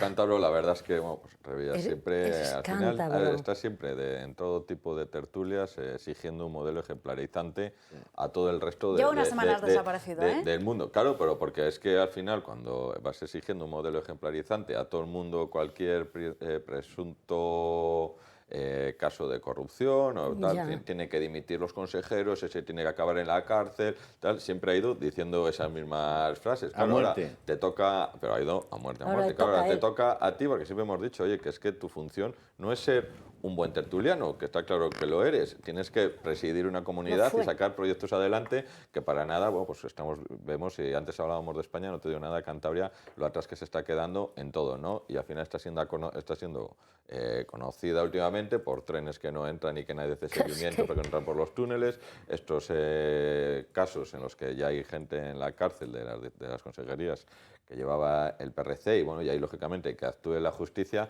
pero si tú has ido exigiendo durante X años a todo el mundo, pues eso, que dimita, que acabe en la cárcel, que tal, y ahora te toca a ti y tú actúas de una forma diferente, oye, por lo menos hay que ser consecuente, ¿no?, con lo que uno dice y uno hace. Me pregunto si en el gobierno de Cantabria, porque al final es un gobierno con un presidente, con consejeros que cobran todos suficientemente bien, no tienen organismos de control.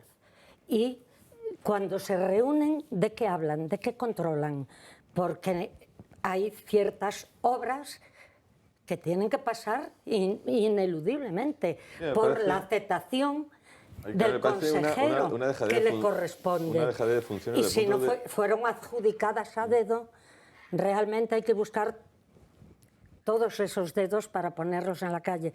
Tú que sabrás más de Cantabria que yo, pero él viene al Congreso a apoyar al Partido Socialista y de ahí le viene la grandeza, sí, que son ¿no? uña y carne, está claro, ¿no? Pero me parece una dejadez de funciones, no sé, desde el punto de vista, tú estás en una empresa, tú tienes X proyectos abiertos y cada semana haces un seguimiento con el responsable del aula, con el responsable del proyecto, con el ingeniero que lo está llevando, con el comercial, semanalmente se hace un seguimiento de todos los proyectos en cualquier empresa normal y corriente, y que aquí se detecten los temas después de 6 años, o el caso de los trenes después de 2 años que no se habían empezado ni a fabricar, y dices, oye, pero qué seguimiento o qué falta de seguimiento en este caso hay de cualquier proyecto. ¿Quién controla? Una dejadez de funciones realmente importante, ¿no? Claro, si al final estás dedicado a vender tu libro y a hablar mal de todo es culpa de Ayuso, todo es culpa del de fuera, y tú no tienes ninguna responsabilidad, pues no seas presidente. Hablando de Isabel Díaz Ayuso, mañana, como decíamos antes, Vox lleva al Pleno de la Asamblea esa derogación de la ley trans de la Comunidad de Madrid. Vamos a ver en qué consiste y vamos a analizar también en qué puntos es prima hermana de la ley trans de Irene Montero. Hace poco más de 3 meses que el Congreso aprobó la ley trans. No fueron pocos los diputados que se echaron las manos a la cabeza, asegurando que las consecuencias iban a ser las mismas que las de la ley del solo sí es sí. Sin embargo, parece que la preocupación en el PP duró poco, y es que el portavoz de campaña del partido no habló de derogarla, sino, atención, de reformarla. Corregiremos esta ley, haremos una nueva, modificaremos hasta el final para cumplir con estos objetivos. Será remitido al Congreso de los Diputados para su aprobación en los 100 primeros días del próximo gobierno de Feijóo. Y es que parece que su formación se olvida que en la Comunidad de Madrid tienen en vigor su propia ley trans, una ley que por desgracia es muy parecida a la ley de Irene Montero. En lo que a la inversión de la carga de la prueba se refiere, la Comunidad de Madrid especifica que corresponde al acusado la aportación de una prueba tras haber sido acusado de discriminar por género. ¿Y qué pasa si nos vamos a la ley de Irene Montero? Que encontramos exactamente lo mismo. Otro de los puntos polémicos de estas muy similares leyes es la correspondiente con el empleo. Y es que tanto Irene Montero como Isabel Díaz Ayuso pretenden fomentar el empleo para las personas transexuales, impulsando así planes para lograr, según ellas, la igualdad real. Pero esto no es todo, porque la ley trans vigente en la Comunidad de Madrid permite que los menores reciban tratamiento médico y bloqueo hormonal desde el inicio de la pubertad, defendiendo también que pueden evitar el desarrollo de caracteres sexuales secundarios no deseados. Una comparativa que nos hace preguntarnos, ¿de qué se extraña entonces el PP? ¿De verdad reformará la ley trans Irene Montero si llegan finalmente a la Moncloa? Bueno, es que a todos nos ha llamado mucho la atención el cambio de posturas en el propio Partido Popular, que dijo que la iba a derogar. Ahora parece que va a contemplar reformarla, es decir, que va a cambiar muy poquito, y sobre todo después de lo que estamos viendo, de lo que mantienen las leyes de autodeterminación de género en Galicia y también en Madrid. Veremos qué es lo que dicen mañana. Que es realmente una decepción para mucha gente, porque cuando está tan claro el daño que causa o que dicen que va a causar esta ley, que ya entra ahora en vigor, pues es una decepción que ya hubiera otras leyes que estaban provocando estas situaciones, porque el abogado que antes entrevistasteis no lleva solo un caso de Galicia, lleva ya también un caso de Andalucía.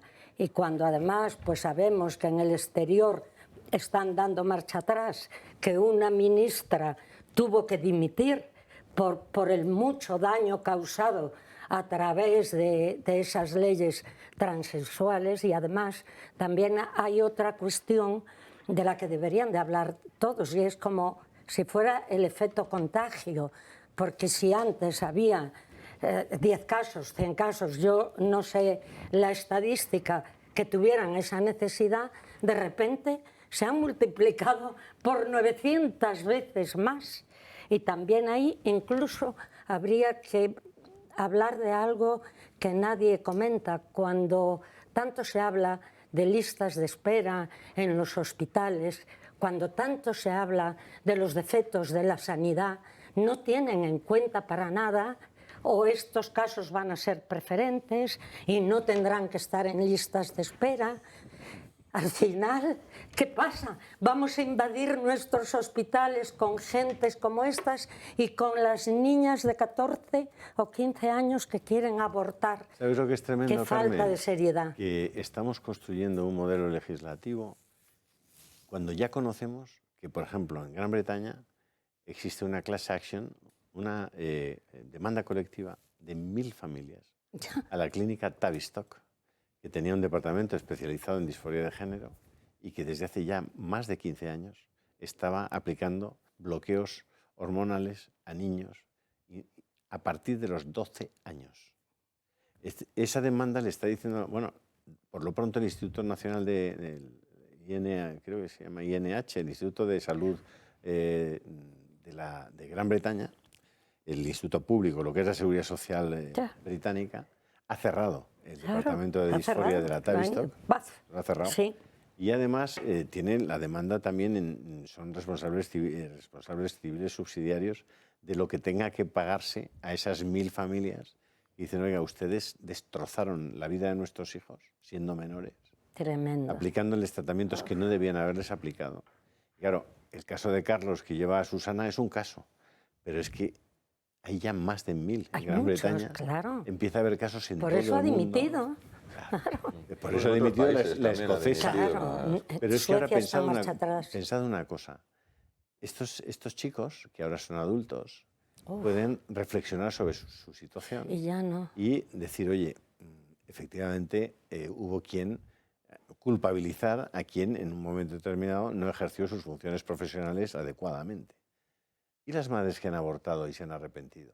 Claro. A las que no se les ha, ni siquiera se les ha permitido escuchar el latido del corazón del bebé, que les contaran exactamente cómo estaba desarrollándose la vida en sus vientres, las consecuencias psiquiátricas y psicológicas de lo que llaman el síndrome posaborto, etcétera, etcétera. Esas mujeres que se han arrepentido de haber abortado porque piensan que ahora tendrían un bebé en sus brazos, un niño, que ese niño podría tener 7, 8, 10, hace 15 años.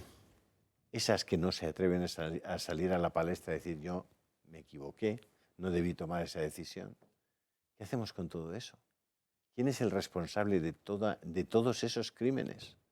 Crímenes contra la humanidad, auténticos genocidios. El responsable claramente es una administración que no salvaguarda de verdad los intereses de los nacionales, que está más bien al servicio de una ideología concreta y de alzar una bandera ideológica concreta.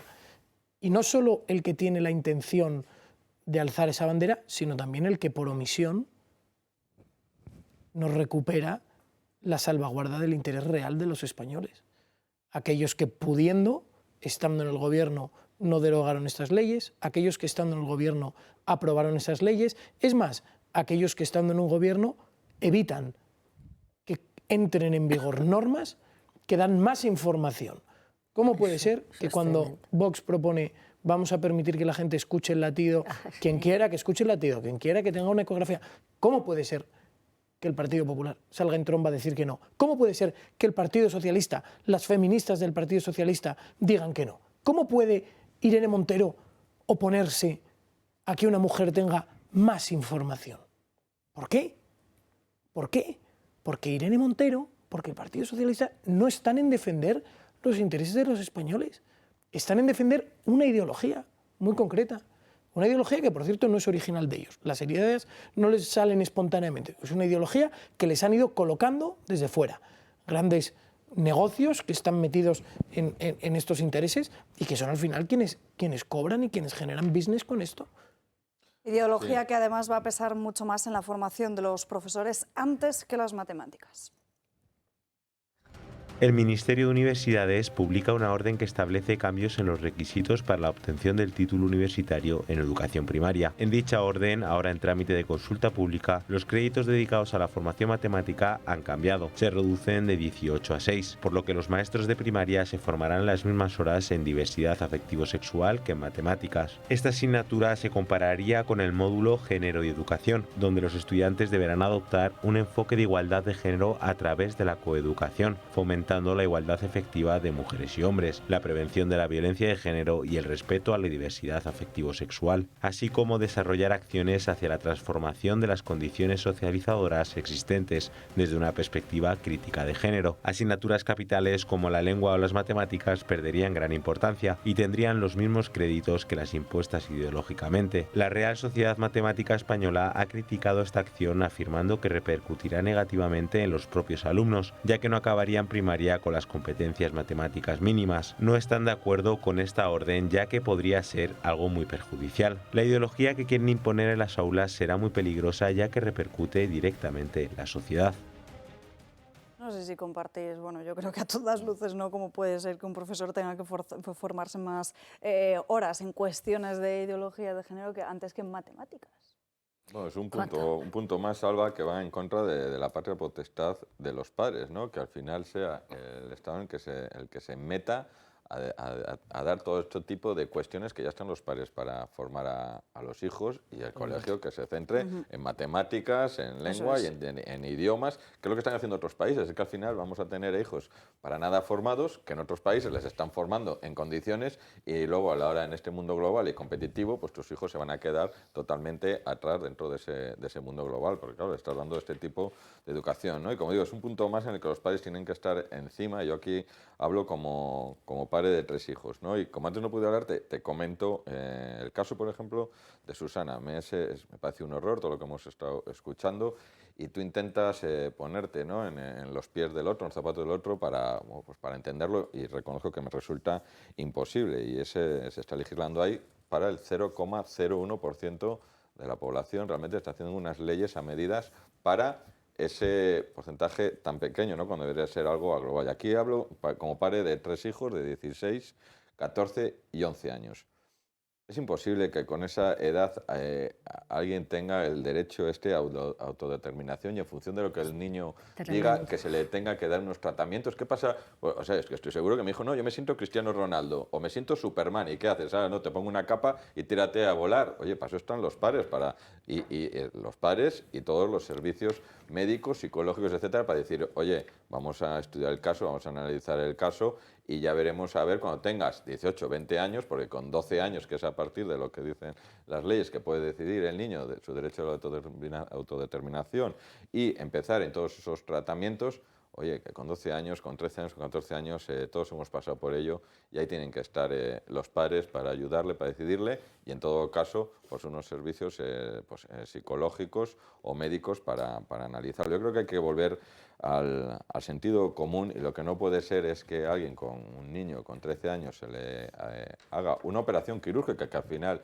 es, ¿no?, y con todas las firmas que tú tienes que hacer para que se te quite un bultito, y sin embargo para esto pues sea lo que dice un niño de 14 años y no lo que digan los padres. Pero más allá de eso, es que tú vas con 50 años a pedir un paracetamol a la farmacia y no te lo dan. Es que es todo surrealista la situación en la que estamos viviendo y a donde nos llevan todas estas leyes. Yo creo que esto hay que pararlo de alguna manera, pero ya, y ya no pensando en los que tenemos una edad, yo 47 años, sino pensando en esas nuevas generaciones, y yo pensando en mis 3 hijos, digo, oye, pero ¿a qué deriva les estamos llevando como padres y como sociedad a estos hijos nuestros?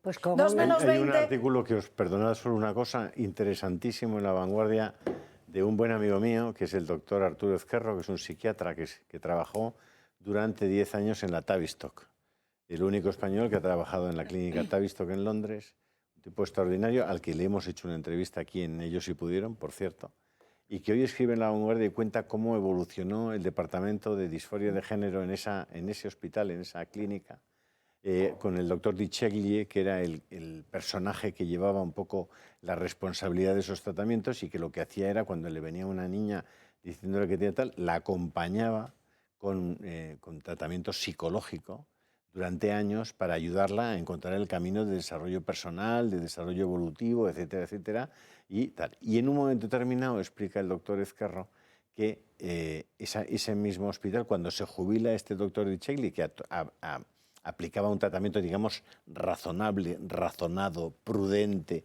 en el que no contemplaban ni los bloqueos hormonales y tal, cuando él se jubila parece que hay una presión muy fuerte, él lo deja, digamos, como una sospecha de aquellas compañías farmacéuticas que fabricaban los bloqueadores hormonales, que son carísimos, por cierto. Y en ese momento en la clínica pasa a lo que llamaban terapias afirmativas, es decir, en el momento en que venía un niño, en vez de decir te voy a acompañar para ayudarte, para apoyarte, lo que hacían era decir sí, cambio de sexo. Y ahí tienes los bloqueadores, ¿vale? Entonces, en ese artículo de La Vanguardia, que os voy a colgar ahora en el Telegram para que lo veáis, explica esa historia, que para él es una historia lamentable, puesto que él tiene todavía el buen recuerdo de haber trabajado en esa institución psiquiátrica que es la Clínica Tavistock. Pero vale la pena porque podéis tener una información mucho más, digamos, más razonada, más razonable de todo este asunto. Así que entrad en el Telegram o callad para siempre. No, que lean todos nuestros espectadores ese artículo y además, los que nos estén viendo, que todavía no se hayan dado de alta en el club de amigos, muy importante, que llamen cuanto antes. Muy importante, muy importante. Lo tenéis que, vamos, yo creo que los espectadores de esta casa lo saben. Aquí van a encontrar una información y una opinión distinta. Somos la primera televisión que ha hablado del caso Mediador según ha salido a la luz. Así es, eso es exactamente así. Pero ayer mismo, José Manuel García Margallo, porque yo tengo un enorme respeto intelectual, afirmaba que esta era la tertulia con más nivel intelectual de las que él conoce en España. Lo he leído. Bueno, por alguna razón lo afirmaba.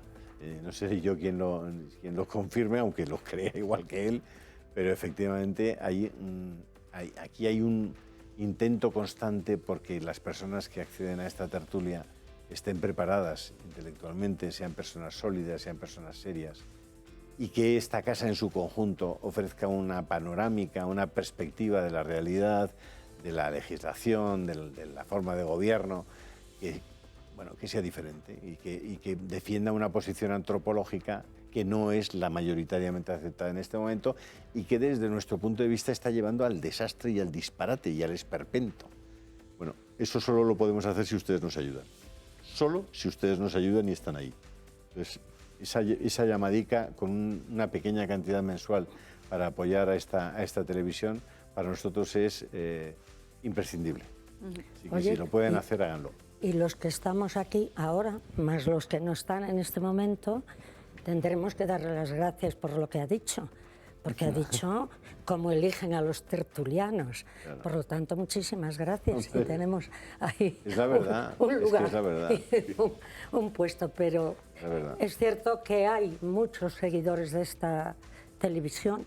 A mí me pasa que no es mucho lo que vengo y me paran por la calle o me paran dentro de una cafetería y me vienen a hablar y me dicen cosas, incluso me dicen, por favor, dígale al señor Ariza, y digo, lo vamos a volver loco con todo lo que dicen ustedes que le digamos, pero te alegra ver, y en barrios diferentes y en lugares diferentes, que hay gente que se va dando cuenta de que no es verdad todo. Y curiosamente, lo que Carmen, a mí, y lo digo porque mi test es caminar por la calle. Claro. Y lo que veo es mucha gente joven. Ah, sí. Curiosamente. Sí, pues siempre nos decían, no, es que sois unos viejos todos los que viejucos estáis ahí. Yo lo soy, desde luego. Pero la gente que nos sigue es mucha gente joven, muchísima gente joven. ¿Por qué? Porque también, hombre, claro, vienen al mundo con un sentido común y con la inocencia de la dignidad del ser humano, de la naturaleza de las cosas, de la verdad de las cosas. Luego, te vas corrompiendo, claro, y el ambiente te lleva a unos lugares de eso, de esperpento y a veces un poco abisales, un poco infernales, ¿no? Pero la realidad es que es el discurso, la línea editorial, la defensa de determinadas cosas que hace esta casa, en muchos encuentra el terreno abonado en mucha gente joven, ¿no? Sí. Yo sigo diciendo que desde ese punto de vista... Y todo el espectro cultural, porque hay muchas amas de casa, pero también a mí catedráticos me han parado, o sea, que en todo... Y hay, pues luego quien lo oye, no en directo, pero lo oye en diferido. Para darse de alta en el Club de Amigos, ese número de teléfono que están viendo en sus pantallas desde hace unos minutos, 91 616 24 64, si lo prefieren, directamente a través de la página web clubdeamigos.eltorotv.eu, 91 616 24 64. Última pausa y seguimos. Es hacer una sanidad entre los dos, lo público y lo privado, que vayan juntos. Eso es mi forma de pensar. Joder, y eso lo dice uno de Izquierda Unida, ¿eh? ¿Qué le diría usted a Chimo Puig? Que se vaya a coger cebollas. Pero, ¿qué le vamos a decir a un desalmado? ¿Y esto qué es? Esto es el camión que hablaba. Sí, el camión que te decía antes. O sea, el hospital de referencia que hablabas en el mundo de Torrevieja tiene un camión. Era un hospital premiado en toda Europa. Es un poco la imagen de la vergüenza.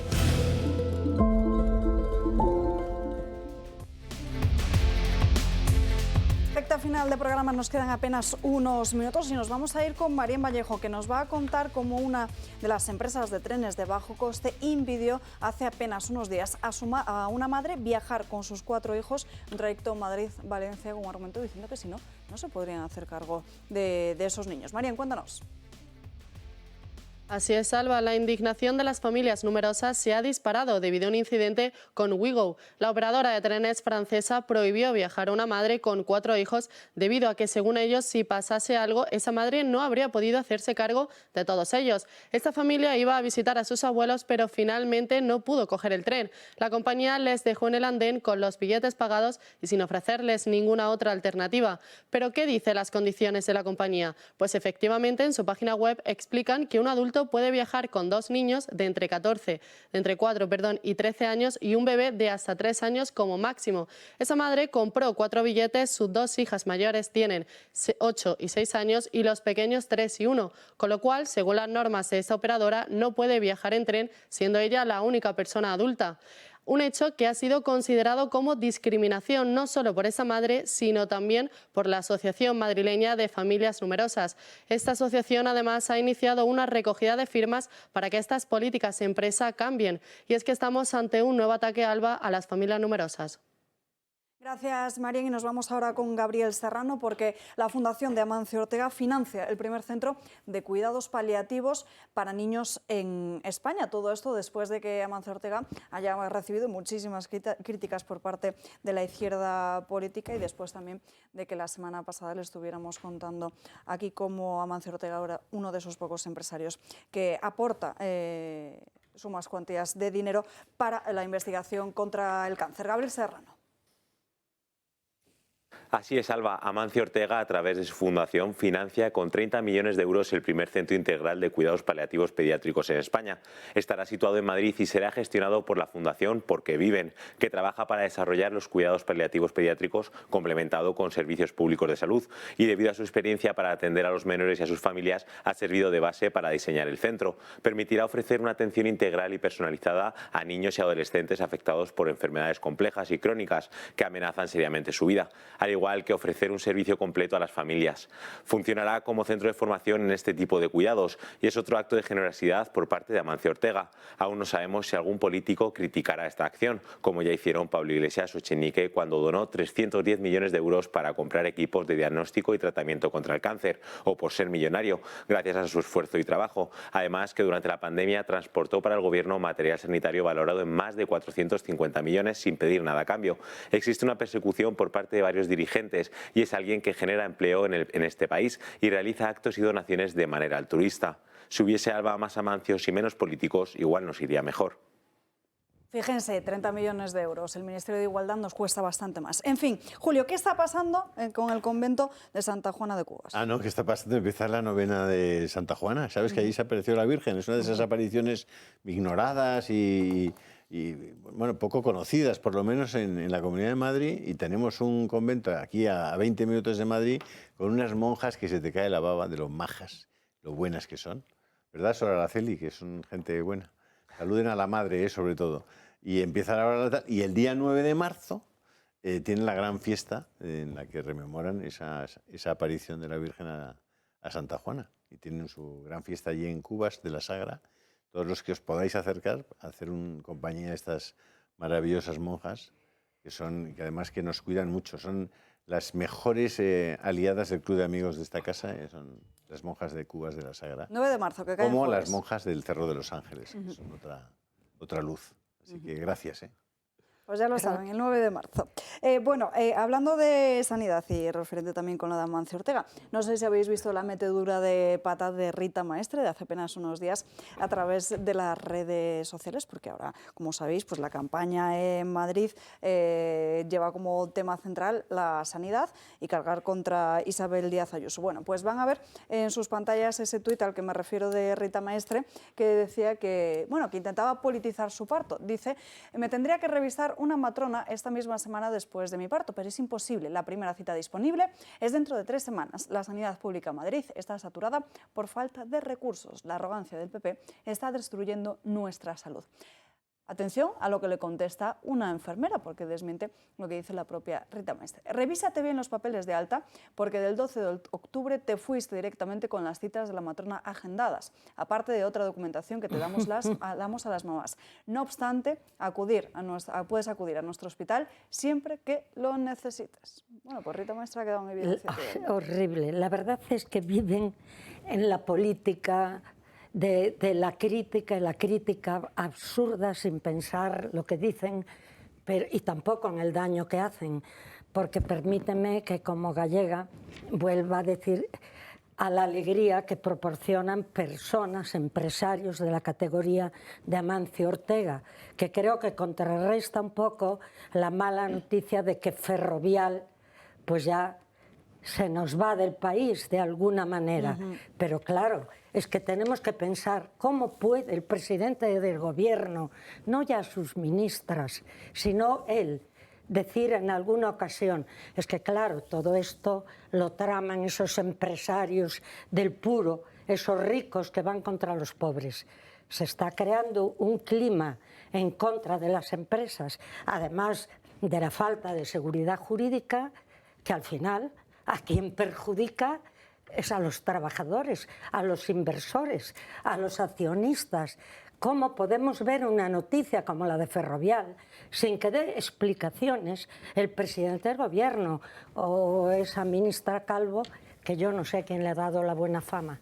De verdad que no creo que acierte en ninguno de sus diagnósticos económicos. No, porque el hecho de que se vaya allí no es que simplemente se instale en los Países Bajos. La empresa es con todo lo que conlleva, ¿no? Todos los servicios que tiene más negocio abogados y todos los gente de ingeniería y demás, todos los recursos y empleos que se lleva fuera, ¿no? Claro. Por eso, la verdad es que, oye, después de todo el programa que hemos estado teniendo, escuchar la noticia de Amancio Ortega, dices, joder, ojalá podía haber muchísimos más Amancios, pero te da una alegría, ¿no? Y es un poco lo que habría que ayudar, como bien dice Carmen, ¿no? A todas las pymes. Entre otras cosas, Javier, porque si hay algo de lo que carecemos y que es esencial, es lugares donde propicien cuidados paliativos dignos. Es maravilloso. O sea, hay algunas hay aquí en España, y concretamente la Fundación La Caixa está apoyando algunos de los más importantes, pero el tema de los paliativos es fundamental. O sea, el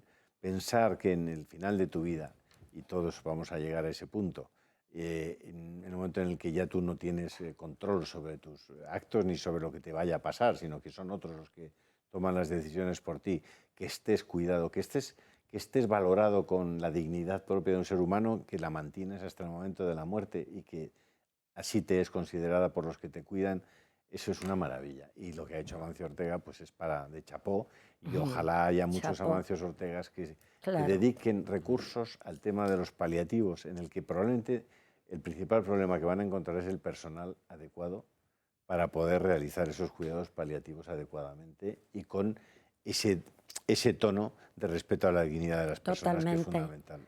La verdad es que, perdón, yo no conozco tanto la cuestión de Mercadona, pero creo que la fundación del señor Ros, en cuanto a rehabilitación de iglesias, que está haciendo un servicio enorme en Valencia y también es atacado impunemente. Eso es lo que no me parece lógico. Y una última cuestión, que hablábamos al principio del programa de Ron DeSantis y nos ha parecido muy curioso lo que dijo ayer en una entrevista después de que la semana pasada la propia Isabel Díaz Ayuso vendiese en Reino Unido que quiere hacer de Madrid la Florida de Europa con impuestos bajos. Esto fue lo que dijo Ron DeSantis ayer. Bueno, la gente me dice, ¿cómo lo haces en Florida? Quiero decir, nos hemos convertido en el punto central de la libertad en Estados Unidos. Hay gente en todo el mundo que mira Florida. Hemos visto a alguien de España, una política, diciendo que quiere que España sea la Florida de Europa. DeSantis no se refiere directamente a Isabel Díaz Ayuso, pero es evidente. Pero bueno, sí que es cierto que está siendo muy aplaudido por lo que ha hecho sobre Disney. En realidad, lo que es Ron DeSantis es el Vox de Florida.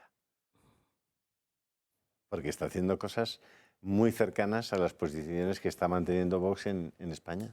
Es decir, y por eso La Vanguardia le llamaban desde ayer el ultraderechista Ron DeSantis. Claro, es que resulta que los ultraderechistas están construyendo modelos políticos, modelos sociales, modelos antropológicos que son sostenibles de verdad y que además respetan los derechos fundamentales de la gente, las libertades fundamentales, propician el entendimiento entre las familias, entre las gentes, que haya una gestión auténticamente sin corrupción. A eso le llaman ultraderecha ahora. Por eso habrá que ir cambiando un poquito el lenguaje para que nos adaptemos y nos hagamos todos de ultraderecha. Porque eso funciona. Hasta aquí hemos llegado por hoy. Muchísimas gracias a todos por acompañarnos a lo largo de esta mañana en Dando Caña. Nos despedimos. Les veo mañana a las 12 aquí, puntual como siempre. Que tengan un feliz miércoles.